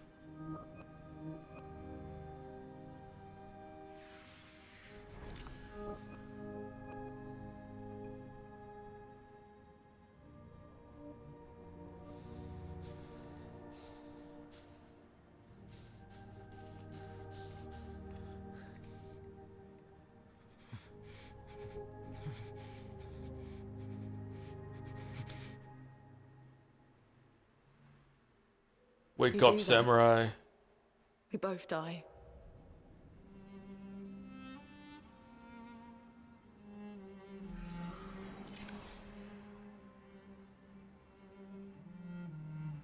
Hey. Fucking hell. Wake up, Gustav. Lune. The others. I know. Is it just really bad character writing? Look, they when two paint people are interacting with each other, they act way more human than when a paint person acts with a person that's outside the canvas. Is it that they're kind of like whatever paint programming is integrating better, or is it that they do have the means to it, but when they interact with someone that's outside the canvas, it overrides whatever and they can't do it? It's definitely not intentional. I don't know, man. Maybe it is. I feel like there's a lot of stuff in this story that's left to you to piece together. Like the fact that they never explain Sophie and Emma having the same face is a huge clue that, hey, maybe there's some stuff you should think about right now. And a lot of the stuff that some of the characters say, like Clea's, some of the many painted versions of Clea that's around in the world. There's a lot of hints and stuff. Simon and Clair having a relationship, that's a big thing too. Like everything to do with Verso and Julie and what went on with the first expedition with Verso and Mirar. I feel like there's a lot of things you're meant to piece together here, and I don't know if this is one of them or not. But the fact that they don't directly bring up the sentience problem at the end, that like they do indirectly for sure, but the fact that Lune and Ciel never step forward and say to Renoir, like hey, we have every right to be alive, and it's kind of fucked up what you did. And they never said to like Verso or Mael, so what's it like outside of the canvas world? What even is the canvas world? What the fuck do you mean? There's a whole other Paris? What do you mean? What do you like? The fact that they don't say that is again, it's like a never-ending tug of war fight of it being like, are they just fucking stupid? Is it just bad character writing if they're not stupid? Is the canvas making them stupid? There we go, we got it. Or is it that they aren't allowed to ask those questions? Like their programming just won't even let them. Their mind can't comprehend it, but if they're fully sentient, they should be, because it's not that hard.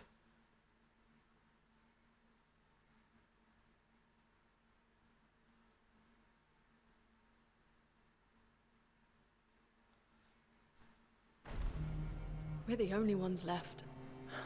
You don't get to die.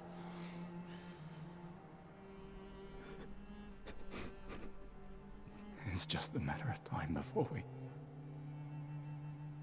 we're already dead. Look around, look. This is not a foregone conclusion. When one falls, we continue. Get up. We need to find a safer place. There are Nevrons around. Lucien. This is not the place.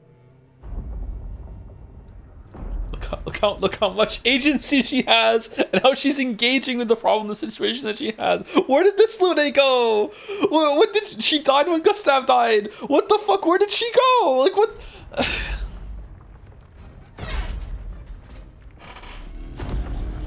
The Lumina converter seems intact. It's about time we test it in real conditions. Yeah. Putain. Maudit putain.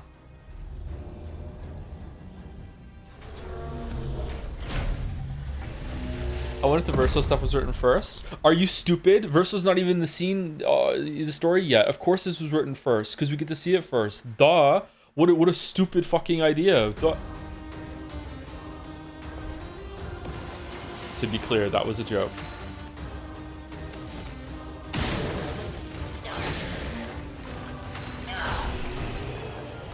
The Verso stuff was probably written first, yeah.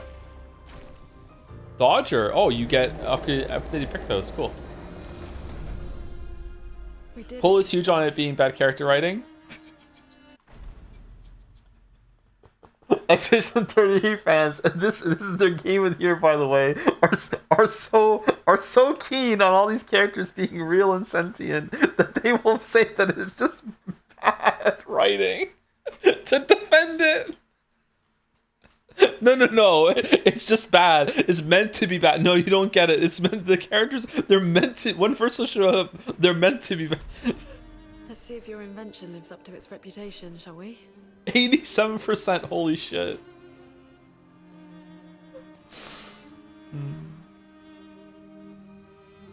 It's bad on accident. It's not meant to be bad. But you just have to go along with it. Okay. It really works. We're not dead yet. This is cool tech. Yeah. Come on. There might be other survivors at the indigo tree. You don't think it's bad character, right? I actually don't know. I actually don't know. If the characters are in here not meant to be sentient, and once a higher individual shows up and they just defer to them and everything like that, and that's why they change, it loops around back to being very, very thoughtful writing, actually. I'm not sure if I would call it good writing because I don't like what they did with the story, but it loops around to being good. Like, or intentional and quite clever. I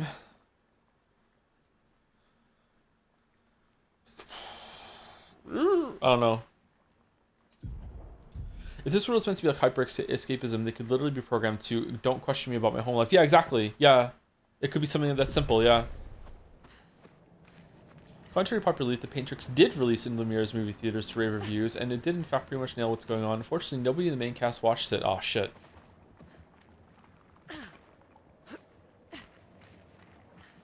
Even Mael herself doesn't think them as real when she races Painted Alicia. Euthanizing it has an emotional weight, but Mael just went, "Oh, okay." The second she was asked, no hesitation. Yep, Mael definitely doesn't view them as equal to herself by the end. Yeah, that's why it was really frustrating when we had that scene on the cliff. I was like, either that's what's happening, or that scene was insane. And it's like, and now it's pretty clear that okay, that is what was happening. Yeah, she was viewing the people in here as lesser than herself. Lesser doesn't mean completely not sentient, by the way. Like there can be like a gradient here, right? Like it doesn't necessarily mean like completely lacking.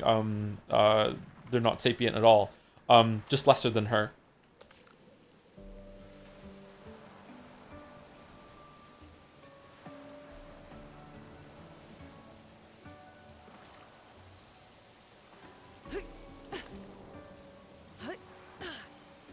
Mineko's change. You're looking at every issue with the writing or graphics as having some secret meaning. You're reading too much with love. Every scene is what are these boobs? Maybe in my older age, I'm finally becoming the literary critic that I never wanted to become and used to make fun of when I was younger. That's fucking devastating to me, actually. Shit. I don't want to be that kind of person. Sometimes the curtains are just blue. Most of the time, they're just blue. A lot of the times when you find hidden meaning in something, it's an accident. Being a literary critic is awesome. No, it's not. No, it's not. The only perk is that I get to be able to suck myself off. And you know what? It's not worth it. It's not worth it. I don't want to do it. 81.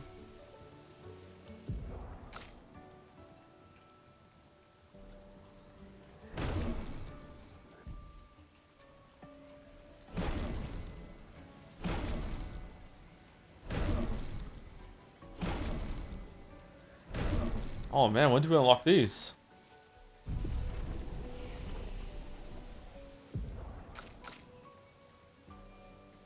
Do you have enough points for everything?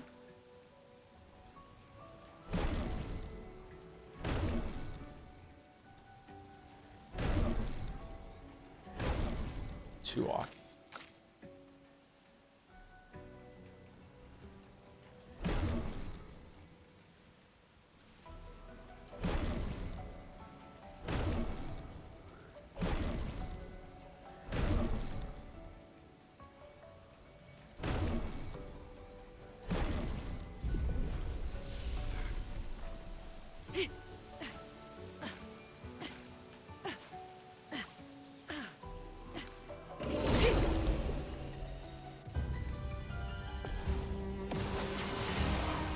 Verso's all painted, so your theory doesn't make much sense.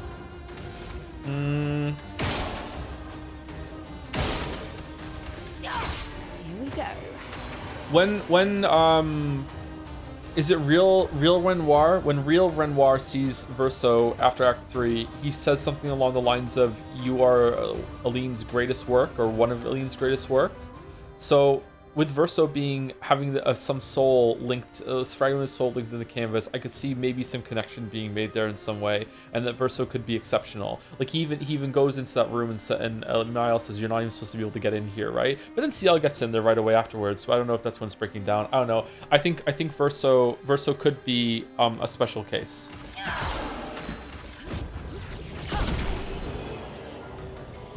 real Renoir saying something like that about Verso actually really is a strong bit of evidence that the rest of the people here that are not Verso are lesser.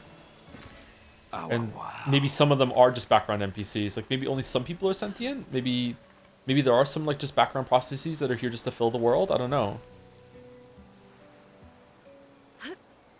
It definitely seems that's the way with the Nevrons. Some of the Nevrons are just monstrous entities that are here just to consume chroma, and some of them seem to be sentient. Like maybe Clair just painted them too well. Like the Nevrons that you can talk to.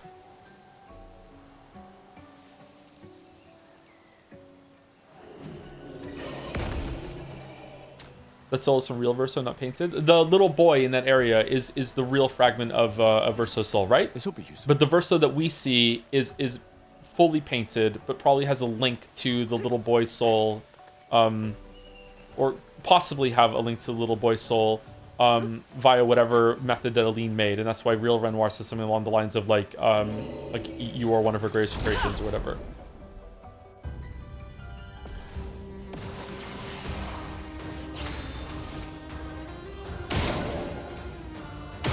Aline filled Verso with all of Verso's real memories. Did she?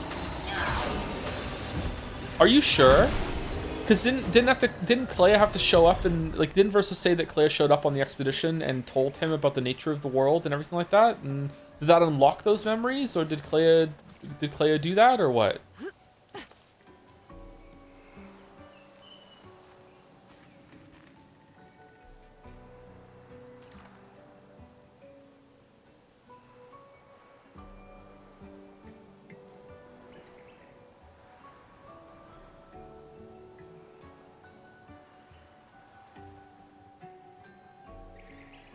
Hey Joe, I enjoyed watching the Expedition 33 VOD very much. I played it myself a month ago, and the bait and switch in the story is genuinely the maddest I've ever been at a piece of fictional media. Oh wow, the devs spitting in my face with two bad, unsatisfactory endings is the shit cherry on top of a shit cake. It went from a game I adored to a game I never want to touch again. Wow, you liked it way less than I did. Holy shit. House? I'm sorry you went through that. Did you like the gameplay at least? Bro, law. Hey, they're entitled to their opinion. Let them have it. Let them vent. This is probably one of the only safe spaces online where you can say something like that, and even then it's not even that safe. Let them say it. Let people. Should I just pause it? Should we have an hour session where everyone who doesn't like this game or doesn't like it as much as everyone else can let it out in a safe environment? Should we do it? Let's have some group therapy. The indigo tree is not too far from here. If anyone else made it, they'll regroup there. Hello, my name is Dick Flattener, and I don't think Expedition 33 is my game of the year. Hi, Dick Flattener. So, you know what? I did like it, though, but I just think that has some problems. Nodding in the group. Yeah, it's okay, yeah.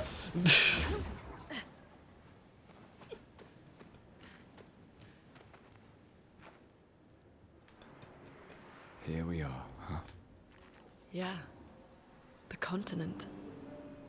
The indigo tree's over there. Energy tent. Oh, wow. Did you make the distinction, the connection between the fading people and the Desandre family? The fading people are the ones that you find that are that look like real Renoir and real Aline before they, like when they look kind of like broken and fractured and everything like that. Yeah, that's definitely like fragments of their soul or whatever. Yeah. Sometimes it's Renoir, sometimes it's Verso, sometimes it's Clair. Yeah. Most of the time it's Verso, right? It's Kid Verso. Did your opinion of Verso change at all in terms of the character after the ending? Yeah, for sure. Yeah, big time. Yeah, character. Verso is quite an interesting character. I just don't like the story that we got with him. I would have preferred the story with Gustav. I would have. Usually I like metafiction, and I like it when things get fucked up like this, but this is one of the cases where I would have preferred it if they just played this entirely straight.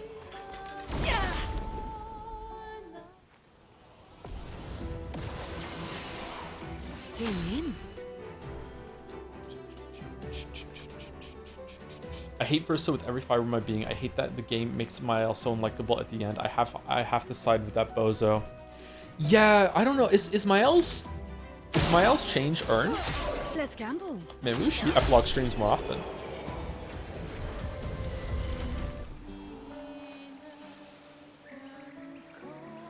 It's kind of weird that they form an unbreakable bond, and then in the very next main story scene, they're killing each other. Like, what did Mael think was gonna happen? Was Verso lying even then?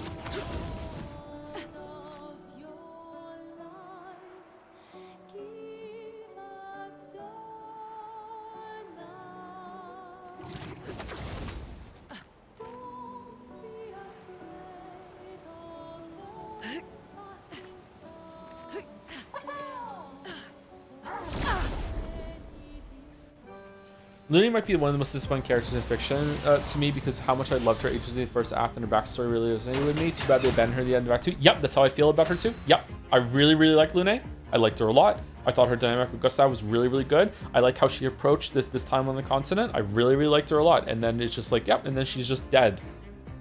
At least Gustav had like the fucking like decency to have an actual death scene. In fact, no, not in all fiction. I just really liked her a lot. Yeah. My girlfriend feels very deeply that Mael would have put Verso out of his misery to keep the canvas alive in her ending. Didn't we say that wasn't the case though? I mean, there was a third ending if everyone could get along outside the canvas, is that they could have just like let the canvas just run its course, or just, you know, it sits in a room somewhere. Although, maybe the canvas can't survive without a painter.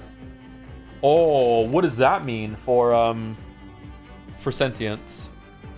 If you remove the tired little boy that's painting in that room, does the canvas die?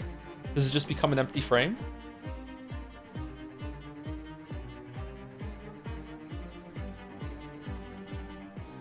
Now, Versosol wanted to stop painting. Then why didn't he? Is he stupid? That's lucky. Well, well. Nobody knows.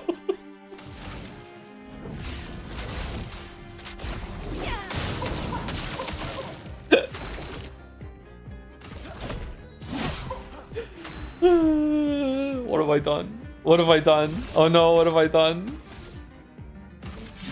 cards have spoken.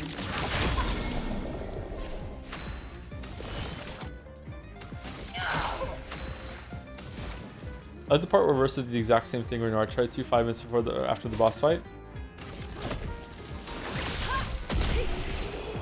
Only this time it just so happened that Mael went into the room alone, so Lune and Ciel couldn't back her up. Because there's no way Versa would have won that fight. Oh, that's so forced actually. Oh no, I just had that thought and now it's bad and it's gonna poison how I view that interaction forever. No. Oh.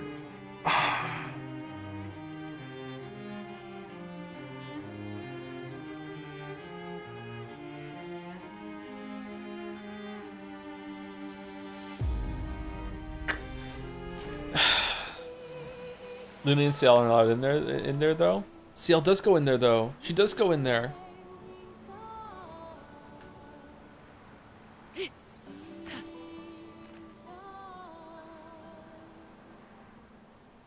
She Gamache. Yeah, but time is frozen during a fight, so it would have been fine. What if Mael just left? Could Verso have done that without Mael being there?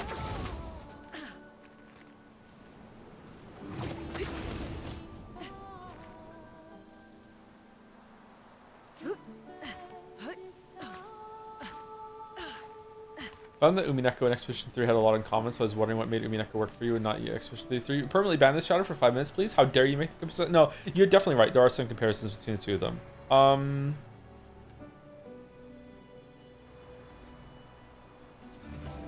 A lot of the scenes with characters, spoilers, somewhat spoilers for Umineko, a lot of the scenes with characters in Umineko are like 100% to be confirmed to be like not real and like fictional depictions of real characters, and yet they still came across as more real than a lot of the characters in this one that are meant to be real. That was a mouthful. Did that make sense at all? Maybe it's time to stop streaming. I feel like there was a point to almost everything in Umineko, whereas a lot of things here, I'm left wondering whether or not some of the shit was on purpose or not. Umineko had that problem sometimes too, though. I don't know what we're doing, by the way. Oh, it's one of those. That's cool.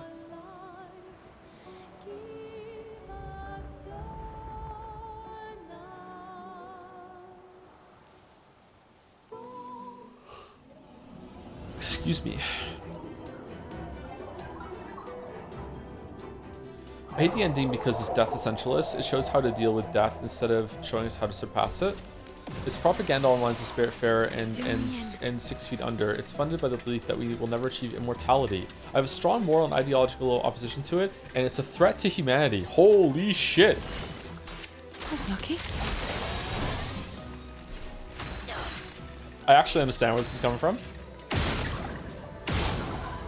I know. I would like to see more proof that humanity can overcome death before I start getting on the have to accept death propaganda train.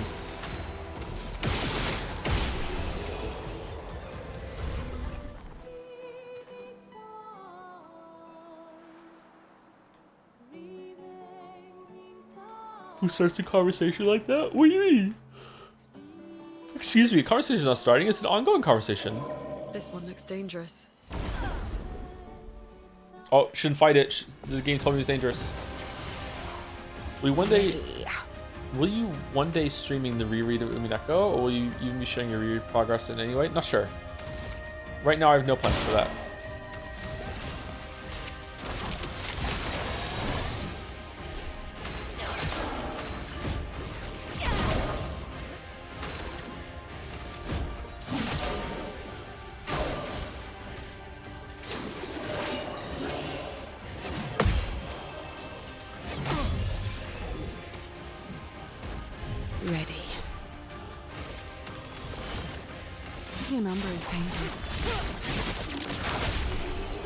I use Saturdays now as an extra break day from streaming and after you come back. I don't know. I haven't made those decisions yet. Sorry. Nobody knows. Nobody knows. Interesting. Nobody knows. There was a subreddit thread saying that bro streams too much. So as you know, I take subreddits, the feedback on subreddit extremely seriously. So maybe I should stop streaming.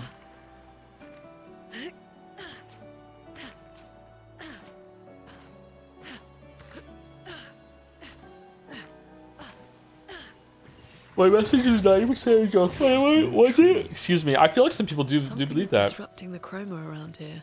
I remember watching a video about maybe that's where the joke has come from for you. There was I remember watching a video of some guy that's like trying to research immortality or funding immortality, and he said the same kind of thing. He said like a lot of the reasons why so much of our culture and perception is based on accepting death is that we think that it is a foregone conclusion, inevitable, and if there was a lot of movement in the opposite direction that if we really, as a society and people thought that we could overcome it, then it would get a lot more attention, more funding, and people would believe it in a lot more and would bring it to fruition faster. And if it's possible, which remains to be seen, dude's not wrong. If it's possible. That's a big if. Sounds kind of nutty to me. Yeah, and that's the whole point. That's his whole point. Yeah, the fact that this sounds nutty to you is the point he's making, right? But he might be wrong still. I don't know if I would like to live forever.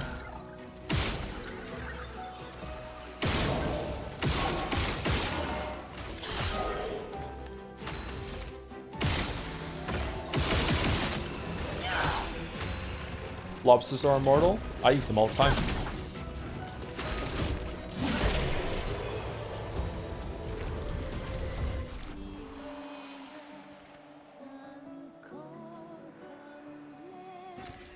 A lot of anxiety over the idea that when I die, I'm going to open my eyes and at some indeterminate point in the future and have been like spun back to life through some genetic resurrection revival movement that's happening by people millions of years in the future that somehow collects people's data or genetic material somehow and brings everyone back from history back to life. I don't know if that would be a good thing or a bad thing. Someone came here before and set up these handholds. Probably Expedition 69. The Climbers Expedition. Let us thank them for that.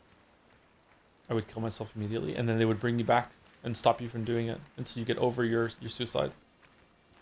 No death allowed. I don't think that will happen. I don't think it would happen either. I don't even know if it's possible. But if it is possible and humanity does find a way to continue on forever, it's probably inevitable? Or close to inevitable? But it's probably not possible. So this thing was made by Clair.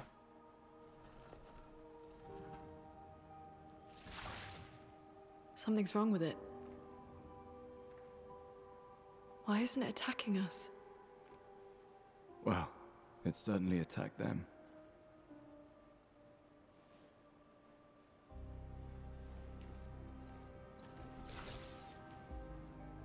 An expedition journal.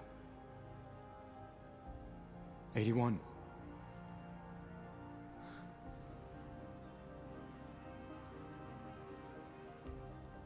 Learn from the ones who came before. And lay the trail for the ones who come after. Man. And none of this matters. That sucks. Expedition 81, Renee. Huge discovery. This is the They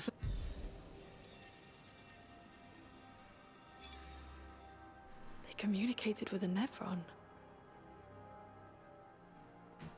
The dead here don't disappear like in Lumia. Their chroma stays inside their bodies. On the beach, some did disappear. He wasn't a Nevron. Something about the way Nevrons kill seems to affect our chroma. Perhaps your friend here can enlighten us. Man, she's so smart and engaged, and with little information is coming to conclusions. Damn, thinking, asking questions, saying them aloud. And then Verso shows up, and she becomes a bimbo. Mean, light? Did you kill these people?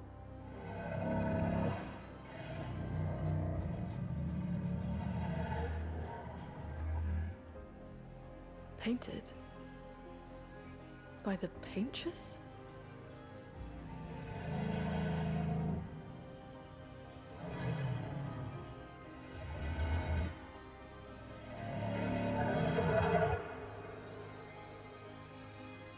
If we bring it light, perhaps we can learn more. I'm not sure that's a good idea. No, we're not doing that. Nah.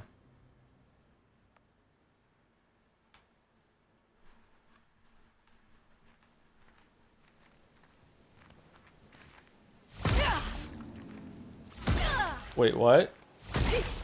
Oh, it did say, well, that counts as an esque ability? Okay, that's a misstep. You should be able to keep this one so you can go through locations and find a little thing that you might have missed with the roots. That's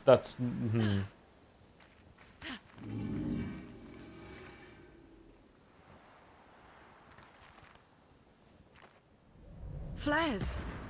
Survivors! Hurry! Do you think one of the great evils of today is an overindulgence in escapist media? Good stuff. I think it's Republicans, but you do you. Is it? Can you define escapist media for me real quick?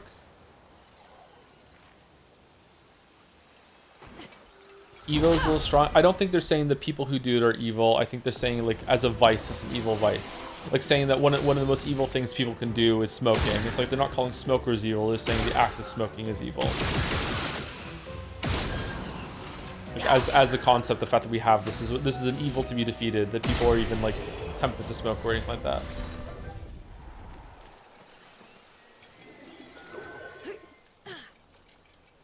But if people enjoy it, who cares? This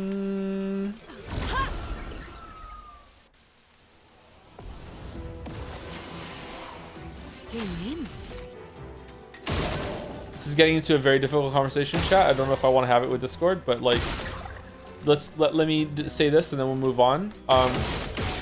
It's very easy to say that like it's your body, your choice when it comes to taking drugs, and that all drugs should be legalized and let everyone make their own decisions and everything like that. And on the surface, you know, there's nothing wrong with that. However, drugs are take over people's lives. They're very addictive. They're very destructive, and it will destroy families. It will destroy families. It'll destroy like parents away from the children. Nice.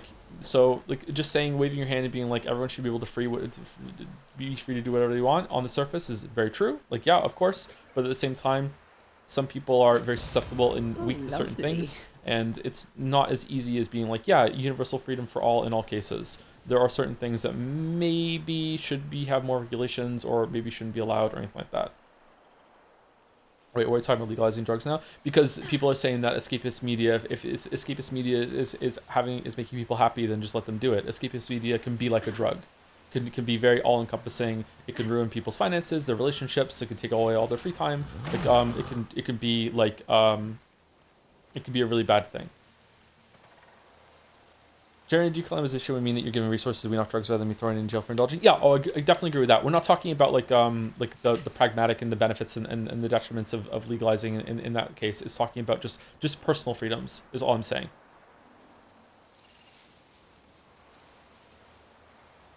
Oh, there's another one here I didn't see.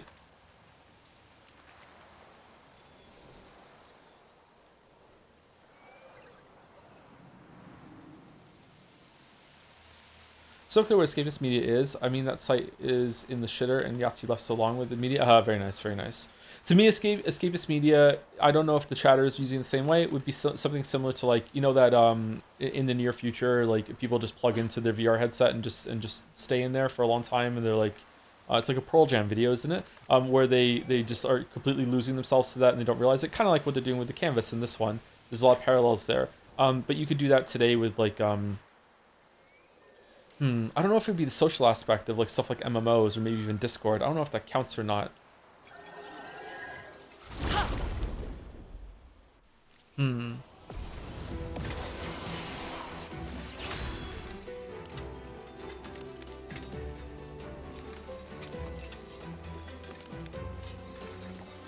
Tara was talking about more socially accepted forms of escapist medium such as video games, shows, and phones. Do people get addicted to shows?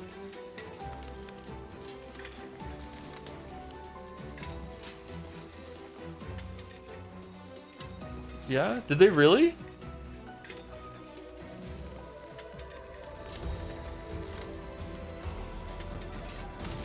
But I guess you get addicted to anything. It just, is it common, I guess? Binging? Yeah, but the show ends.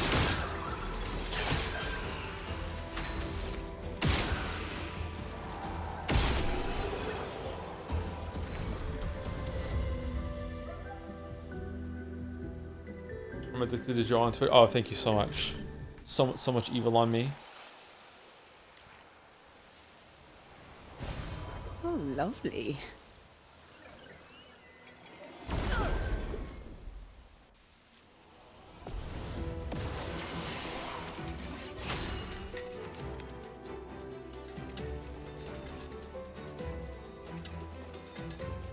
Serialized reality TV is way more long-running than full-on dramas. Serialized reality TV... See, I've never watched any of that, so... Yeah, that's out of my area then. Okay. That sounds like Fahrenheit 451 to me. Fahrenheit 451 sounds like video games at the same time, too. Some MMOs and shit. A storm is coming.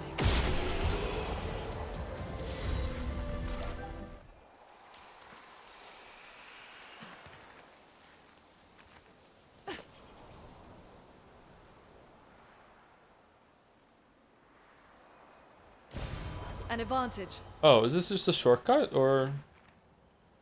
No, that route looks bigger. They really should let you keep this. I don't know why they didn't do that. That's wild. Breath of the Wild to me, man. We could light something with this.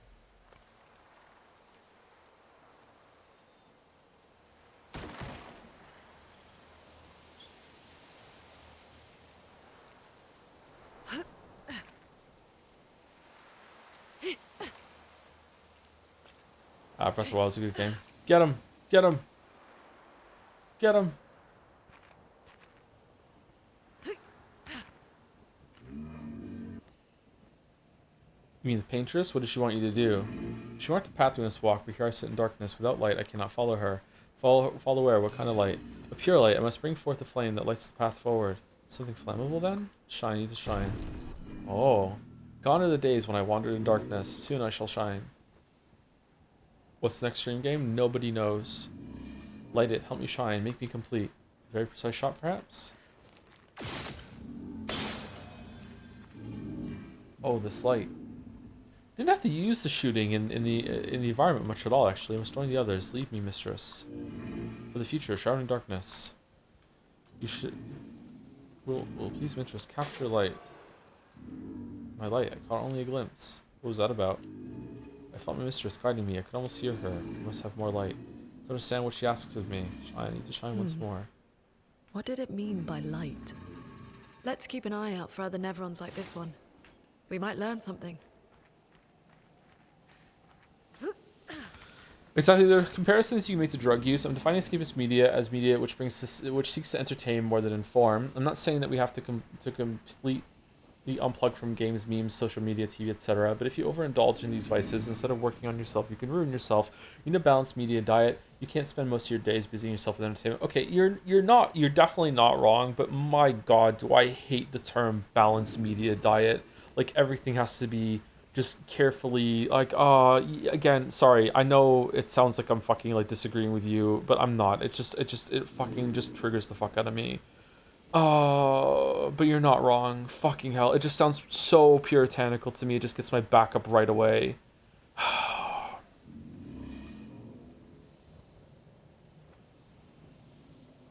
feel like the stream is running scores. No, I think it's okay.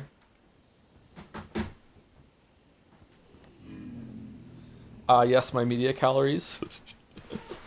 What is the full-on sugar soda of media? I'm not disagreeing. You're just being annoying. No, the chatter's not even being annoying about it. Sorry if I'm coming across that way. I agree with them. They're not even wrong to use that word. Those words together, that term, like it makes sense. That's the best term for it. It just pushes my buttons. That's all. I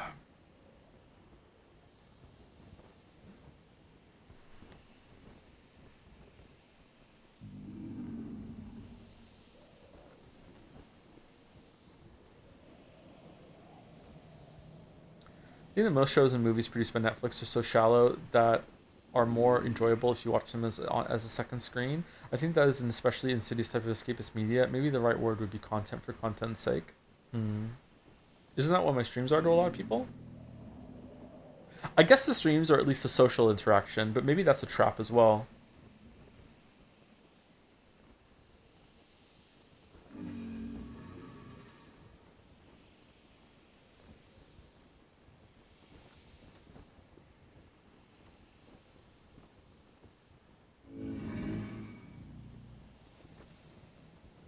It's been so long, I'm afraid to ask. What's the difference between General and Dragon's Den on Jads? Dragon's Den is where most people hang out and talk, and if I ever talk in Jads, that's usually where I talk, unless it's one of the specific channels.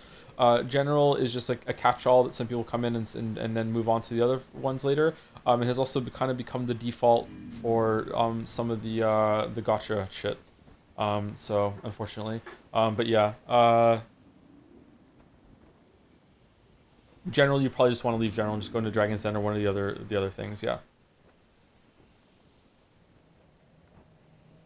General is probably the most useless channel that we have on Jads, but it still is useful enough to keep it around that it's a good introduction.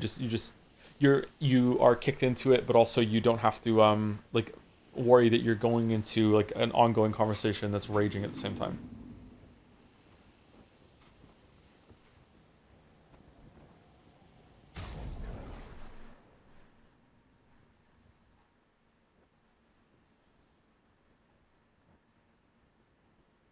Alright, do you want to do the dolls before I go, or no?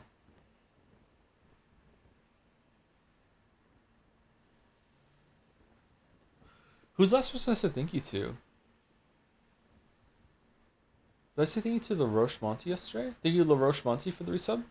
44 months yesterday. Bye? Was that right at the end of stream? Before we went and raided Sekimea? Oh, fucking Sekimea. Fucking hell. Thank you, LaRoche Monty. Thank you to Rosen the Bew for the resub while the stream is down. Coming out of my long-term VOD frog status, congratulate you on the end of Umineko. Also to Spreek, the web serial Pact. What? It's about a rich family's vicious fight over inheritance, which turns into a realization that they're inheriting the sins of the past along with the money. Interesting. Supernatural consequences ensue. It's also an investigation and conversation with the genre, though rather than mystery novels, it's Stephen King-esque horror. Oh, that sounds really good. Chat would really like it because it's about rich people doing rich people things. They love that shit. My community, game of the year enjoyers for Expedition 33, look up the web serial Pact. Enjoy. Thank you for the great suggestion, Rosen the Bew. That actually sounds pretty interesting to me too. Thank you to Lily is Tilted for the resub, 54 months. Thank you very much. Thank you, Jay Duffiel, for the resub too. Just letting you know, I've subbed for 11 months. Hope you're having an okay day. Good even, says Jay Duffiel. Thank you very much, Jay Duffiel.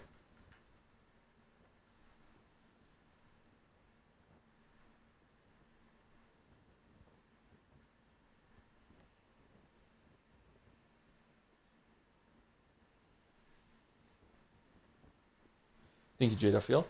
Thank you to Coke Monster for the resub too. with a dancing fry. Thank you, Gemma Ramagiella. Fucking hell.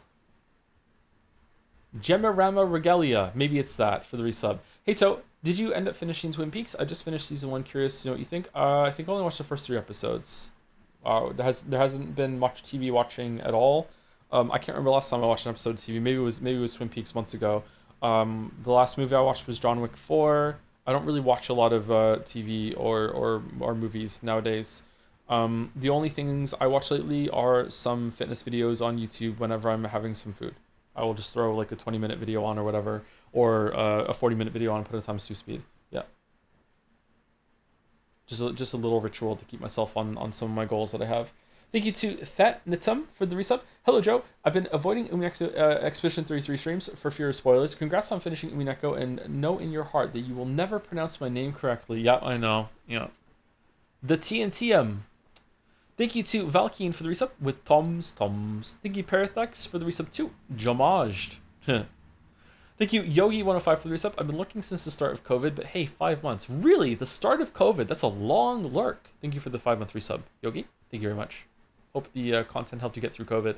Thank you, Dubalder, for the resub. 69 months. Nice. Congrats on beating the boss by not doing it in one try and abusing your ability to memorize patterns. I'm so glad for you. It was harder before you saw it. Thank you very much, Dubalder. Yep. I like this meme, actually. Thank you, Kilo ATL, for the resub. Glad I got to enjoy this game by watching with everyone. Oh, you're welcome. I think it's worth playing yourself, too. It's a fun game to play. I really like the gameplay in this game. Thank you, Arcs Angel, Ice Baby, for the bits. Hey, Joe, do you think a delivery driver still thinks about you asking him to say thank you for the tip? Nah, there's no way. There's no way, right? Nah. I'm completely forgettable, don't worry. Thank you, Top Life, for the bits. Hey, Joe, great streams. I just wanted to say that yours, Expedition 33 streams, personally made me hate this game, as it was my first exposure to Expedition 33 fans. The rare, maybe not a joke bit message from Top Lolly there. Thank you very much. Thank you, Glistening, for the resub too. All right, time to move past 33. I think the next game is probably going to be Sifu Apprentiment into Bonanza Metal Gear Solid. I think we're going to do those. That's what we're going to do. Thank you, Louis XOXOXO, for the resub. Thank you very much. Thank you, Addo Jambread, for the resub too. Hello, I don't know what's going on, but love you all with some hugs. Thank you very much. Also, we're off this week. There's no stream tomorrow. Next stream is going to be next Tuesday, I think. I think it's going to be next Tuesday. Thank you, Blue Sistar, for the bits. Thanks to the extra stream to kill Simon. I missed that bit at the start of stream, so don't spoil it. I will not spoil. Thank you for the bits and dropping by. Thank you, Fifi Diffie Fessel, for the resub too. Not gonna lie, I've skipped Expedition 33 to be a VOD boy, but I just finished the Umi VODs and want to use this to say thank you very genuinely. And also, Xenoblade is neat. Xenoblade should still be on the cards at some point. Thank you, Fifi. Thank you very much. Glad you enjoyed Umineko. Thank you, John the Show, for gifting out 10 gift subs 21 minutes ago. I'm sorry. I don't know. I didn't see that in chat at all. I must have been in the middle of doing a fight. Usually I catch the scroll of the gift subs. Thank you very much, John the Show. Thank you very much. I'm not sure what that's for, but thank you.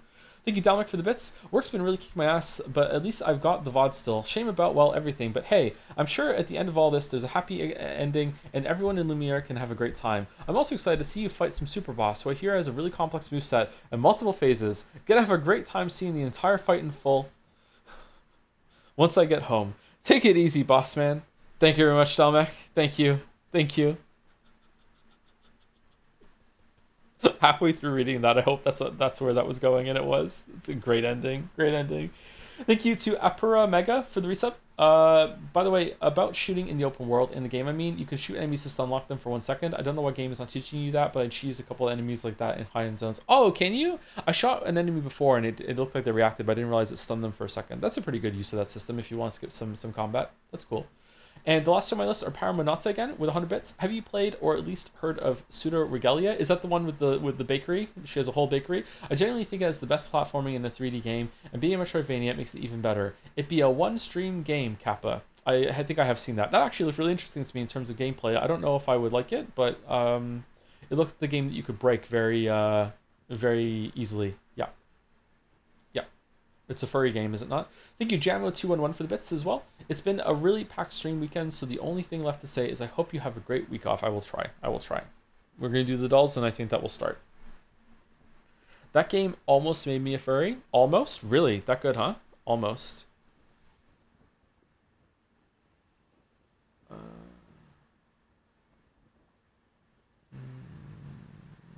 I don't know. I have no idea what this is. Virtual Fighter? Whoops. No? Is it Virtua? How do you spell? Did I spell Virtual Fighter wrong? Virtua Fighter. Is it really Virtua? I thought it was Virtual Fighter. A little smaller scale, just talk with chat type streams. Enjoy your vacation. P.S. I posted a Death Essentialist comment, and it was mostly a joke. I'm standing real life. Oh, don't worry about it. I knew that. Yeah, it's okay. Don't worry. You're good. Yeah, I like the smaller streams too. Maybe I should stream more at night sometimes secretly. Poor Nadia. SpongeBob SquarePants. SpongeBob paints a picture. SpongeBob Battle for Bikini Bottom. Yeah, this looks like SpongeBob to me. I have no idea what this is.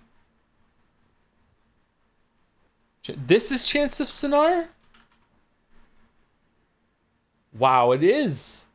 Well done. We did that on Steamdle the other day, didn't we? All right. Can we hear it?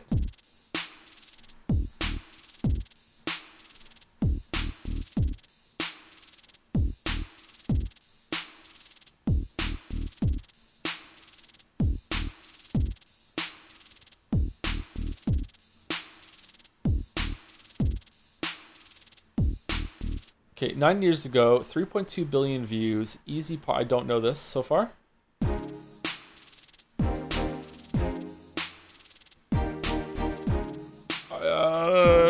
It's Chainsmokers.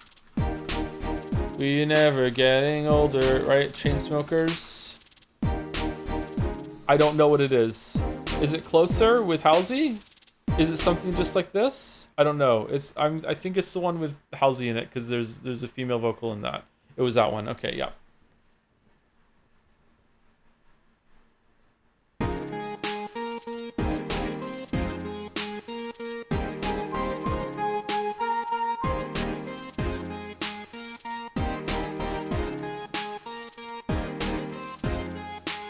Don't really care for that song very much. Dios mio, draw across a liberal. This is Disco Elysium, or a later stream of me quoting Disco Elysium. And if this is wrong, there's no way I'm getting it. Okay, good.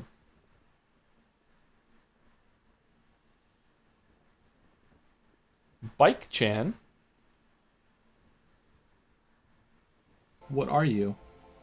I am the vilest of the vile, she says with a sudden flash of teeth. A traitor, a devourer of nations and infants. Oh, you're a communist. I am an ultra. Wait, what's an ultra? Dios mio, draw a cross. A liberal.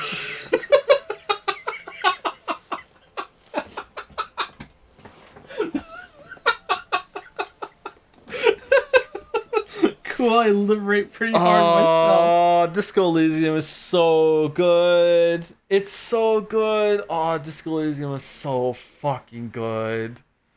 Fucking hell. Fun MMO, sort of like World of Warcraft, but better. Final Fantasy 14. Nope. Great to play if you're unemployed and need a hobby. I'm now unemployed, but this game's still dope. 10 out of 10. I don't know. I have no idea what an MMO on Steam is. Guild Wars 2. Guild Wars 2. It was Guild Wars 2. Well done. Well done. Wait, did you never go back and play Final Cut? Nope, I've never did. Nope. For no reason at all, where do you rate Disco Elysium on a 10 scale? Probably a 10. Disco Elysium is really fucking good. 11. It goes up to 11. All right. Can we choose it? Yes, we scran. Left. That looks okay. Left. 66. Wow. Okay.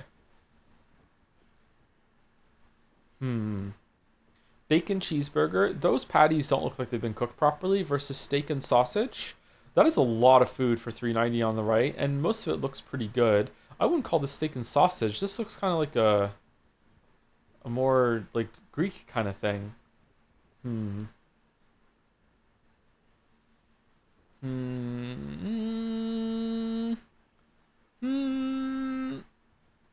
Okay, I'm going left. However, I wouldn't be mad if it was right. I think either of this could win. I'm going left though. Wow, it was left. Really, that is too high. That's too high. Way too high. Oh shit, it's shitty pizza versus shittier pizza. Okay, right is one of the worst things ever on the site, right? So it's got to be left. Yeah, no, fuck off. This pizza's not even finished yet. Both these look tasty. They don't. The one on the right looks terrible. Roast potatoes with beef and gravy. Those look really good to me, but I know some people in chat prefer to have a more crispy roasty. And turkey schnitzel on the right. The bun is kind of killing it for me. I don't know. I don't like the bun, but the bun is just a way to carry this around while you eat it, I guess. It doesn't have any condiments or anything on it, though. Man. Oh. I think it's right. I think it's right. I think it's right. I think it's right. I think it's right. I feel like $4.50 for this portion of potatoes with whatever the fuck this is might annoy some people. This looks more impressive for $3.40. It's like, oh look, you get a big schnitzel to carry around and eat it. You know, like it's easier to eat. I think it's right. Easy left, really? Do you think so?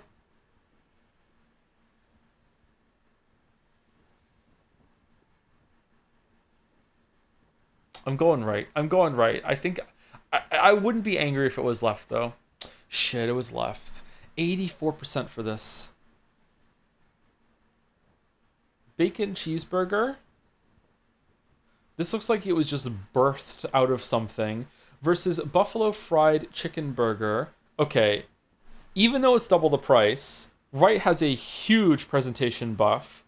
And not just in terms of like vibrancy in the photo, it also looks delicious.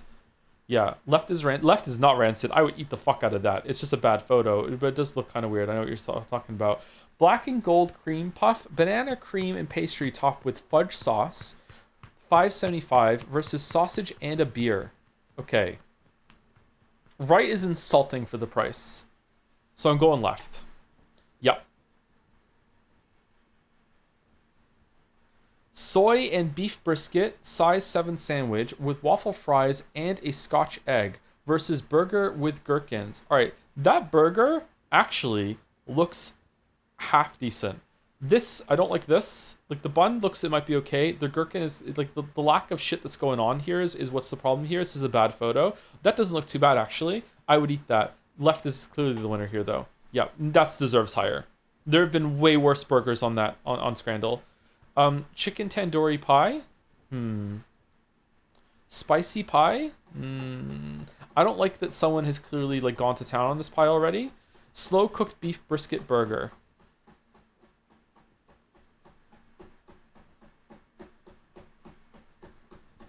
I'm going right. Whoa. Sausages in tortilla with a drink, 8.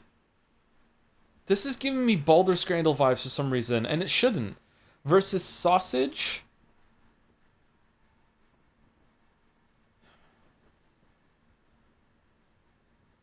Again, this looks like it was birthed out a little bit, but these look like they need to go back in the pot that they were obviously fucking boiled in.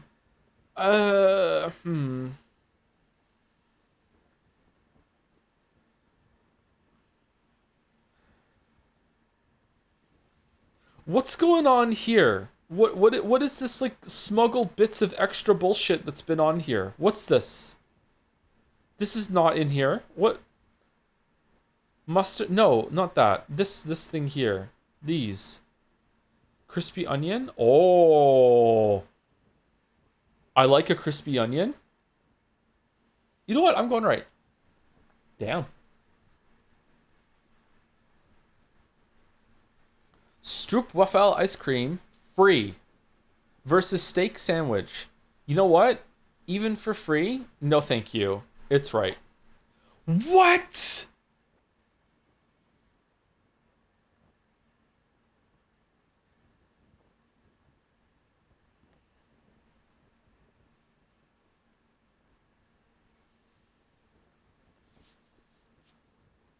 That looked terrible.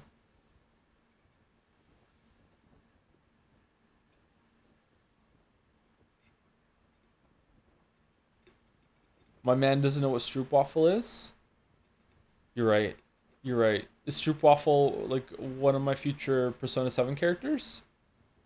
Nothing beats free? I mean, 10% of people didn't want it, so... Oh no. Oh no. Thank you, Henry Wyatt, for giving a sub to Shibaruki? Oh my god. Reki? Chebureki. There we go, I got there. And thank you, Zorox, for the bits. Straight up working at my job right now. Still catching a stream. Gotta put your time in. The Monaco and Mines. Metaphor character locked in. Stroopwafel. Didn't we have the metaphor character done already? I can't remember. Weren't we gonna name them pancakes because it's metaphorical waffles? They're thin waffle wafers filled with caramel stroopwafels. Oh, there's a period here that's missing. They're thin waffle wafers filled with caramel. Stroopwafels are the greatest thing to come out of the Netherlands. Oh, really? Okay, my bad then. Sorry. It didn't look very good to me. Is it probably just a bad photo? Can I go back and see it again? Like, this looks like this does not look good to me at all.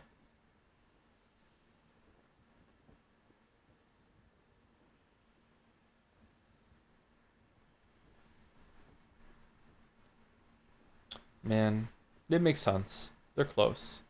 They're close. They're close. All right, well, I think that's it, chat. I don't know if there's anything else we could do. We saw the beginning of Expedition 33 again after I just whoopsie-doopsie one-shotted Simon. Oh, I think I'm done. We did the epilogue stream. We did it. We're done.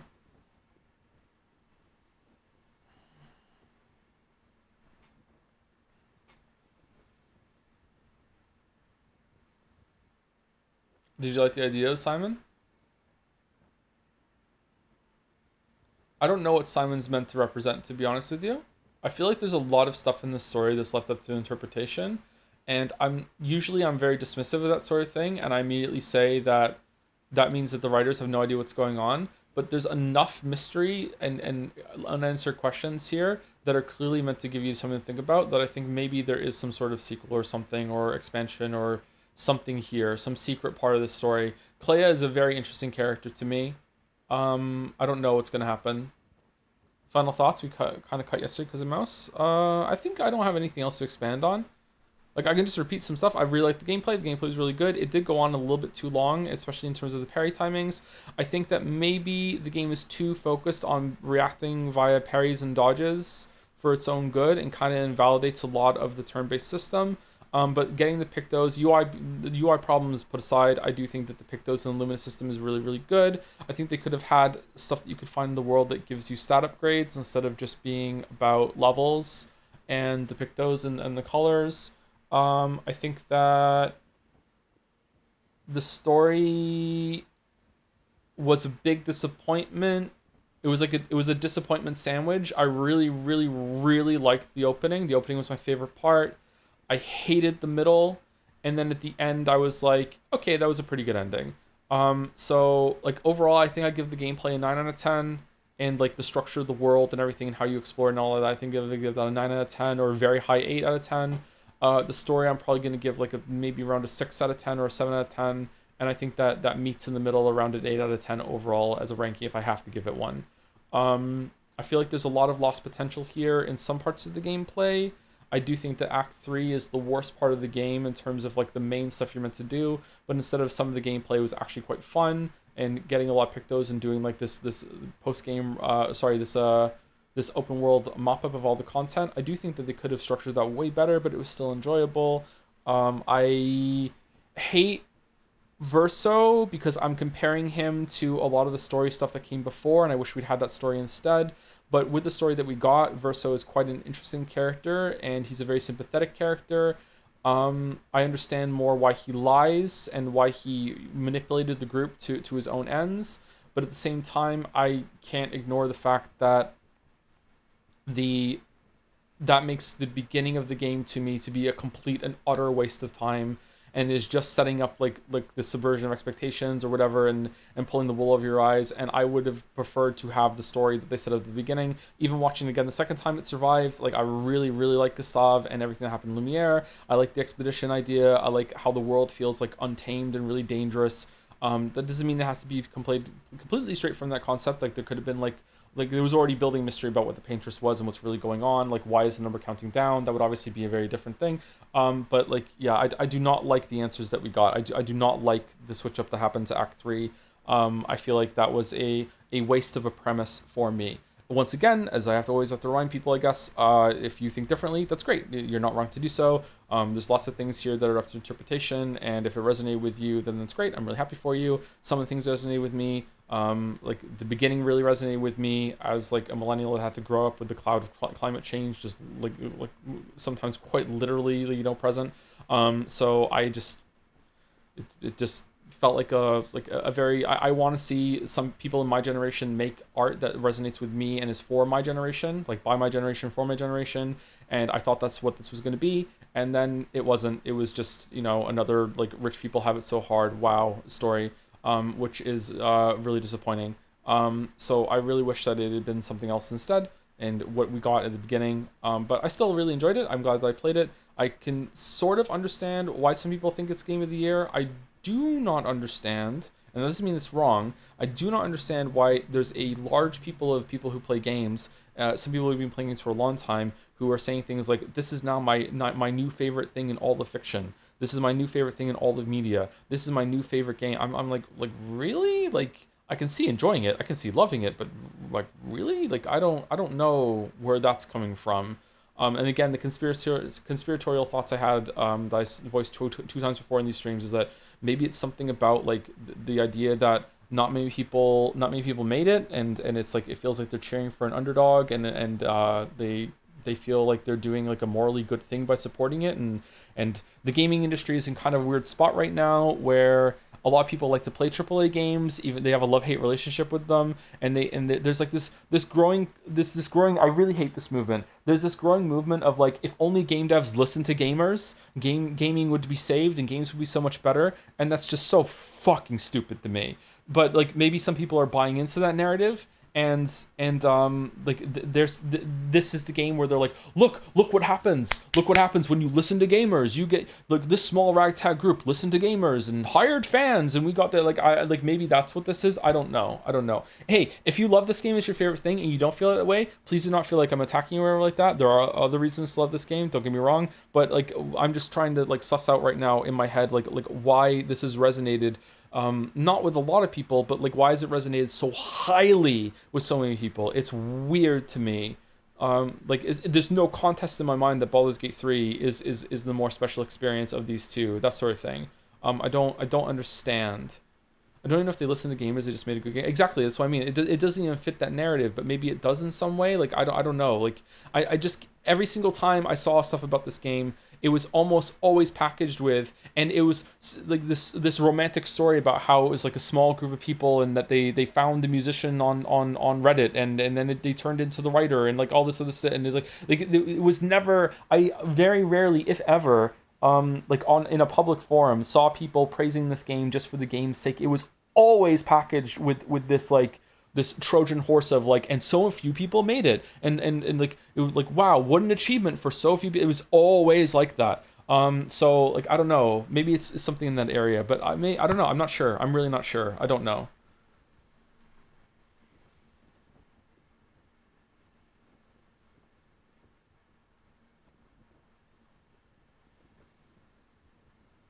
Once it gets to like a tipping point or a critical mass of this sort of thing, you will have people like sing its praises without even playing the game.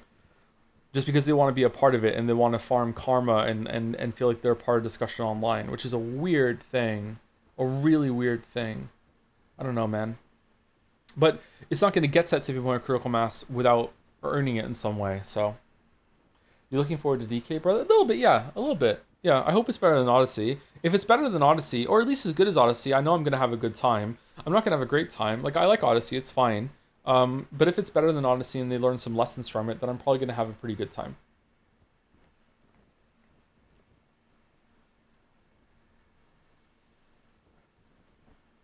A lot of character and story analysis are very interesting for this game. At least shows how much thought was put into a lot of the aspects, despite definitely being flawed in some things. Yeah, I can see that. Yeah. I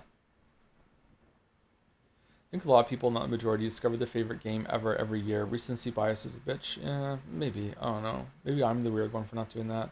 Aesthetically, this one is outstanding. Composition, color is consistently really good, and the cutscenes are above average in terms of drama. Oh, I definitely agree with you there. Yeah, the presentation is off the charts. Yeah, really, really good presentation. Yeah. Not in every area. I would say there's a couple of areas where it's a bit weak, but even there, you see effort and style, like with the facial animations, lip syncing. Like they're trying, but like yeah, the environments are really good. They're really good. The music's really good too. Yeah. The gameplay's really good. It's just the story, like about half of the story, maybe a little more than half of the story, brings it down for me. And the characters that they had being such a good promise that the game didn't fulfill on is upsetting. Most people don't finish games, so they haven't reached bad parts. I don't know. It seems like there's most people in chat that were singing its praises like this the whole entire time, all the way through. So I think it's not fair to say that. I definitely understand that I am in the minority for not head over heels loving this, but I still do like it a lot. I was in the minority for not being head over heels love with Odyssey, but Odyssey was like it's okay to good to me. Whereas this is really good. Like it's like I'm closer, I think, to that to like the majority than I was with Odyssey. Just like with Elden Ring too. Like Elden Ring more than this.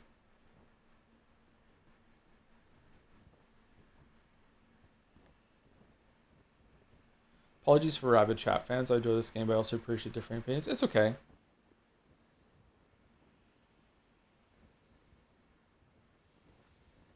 You don't have to apologize for fans. It's okay. It wasn't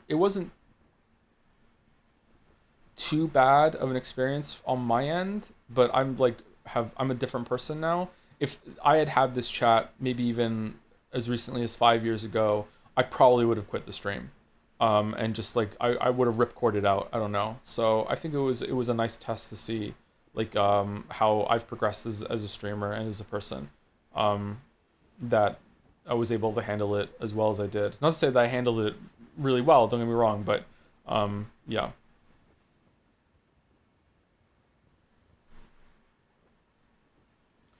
It's a shame that you couldn't stream Omicron on Cagemas. I'm playing it now and it's pretty much every David Caginess condensed to a single game. I don't think I could get it working if I remember correctly. What do you think you should have? What do you think should have the greatest way? The first experience if you like it, or the second experience where you know a lot of issues now luster's gone away?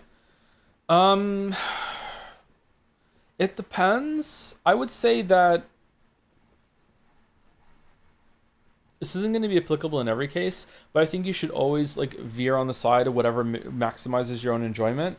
If on the first time that you did something, first experience with something, if it was really, really great, and then the second time through you're starting to notice some flaws and you're like, oh, it wasn't as good as that first time, I would say, you know what, that's a little bit of shame, but I still have that great first impression, that first great experience. If you play something for the first time and you love it, and then the second time through you notice a lot of things that like just elevate it even more, you're noticing more connections, more detail, more lovingly crafted like hints and bits and pieces and callbacks and everything like that, then you should be like, okay, the second one is really elevating this for me, and you should ride that and lean into it. So I think that you should always try to maximize your enjoyment.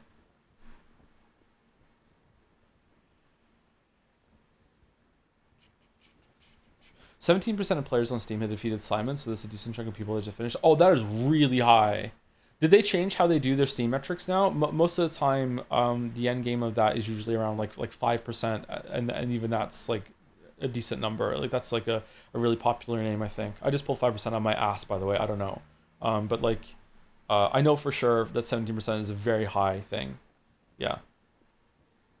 Didn't play much other than the main story, which I generally loved. Certainly had a bit of criticism myself, but seeing the side content story definitely lowered my opinion of the game overall. Really? The side content brought it down for you? Interesting.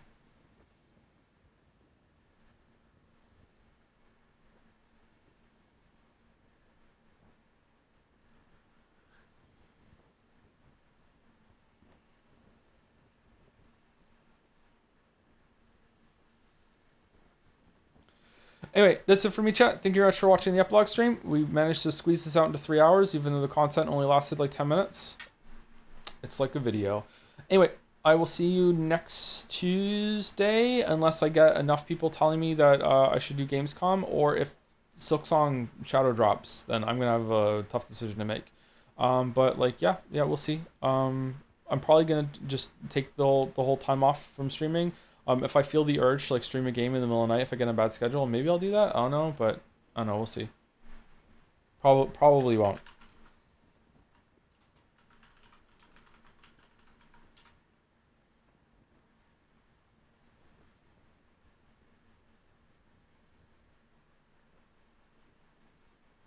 What are you doing next?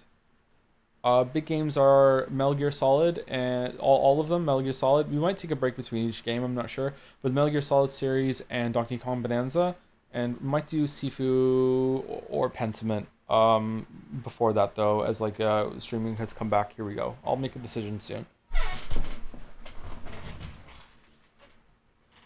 Golden Idol, yeah, Golden Idol and Forgotten City has to happen too. Excuse me, 1 to 5, 1 to 5. I'm not sure if we're doing Peace Walker. How about that? I'll do Peace Walker if it also means I can do Metal Gear Survive, and everyone in chat has to say that it's at least okay. Metal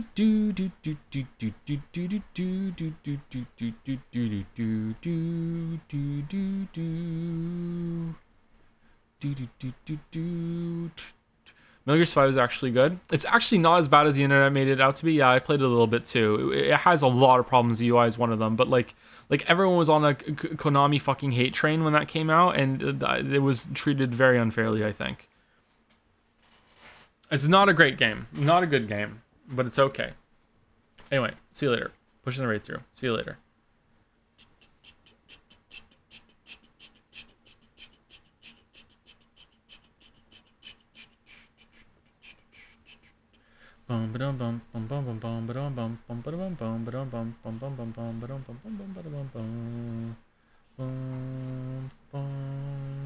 See you next week, everyone.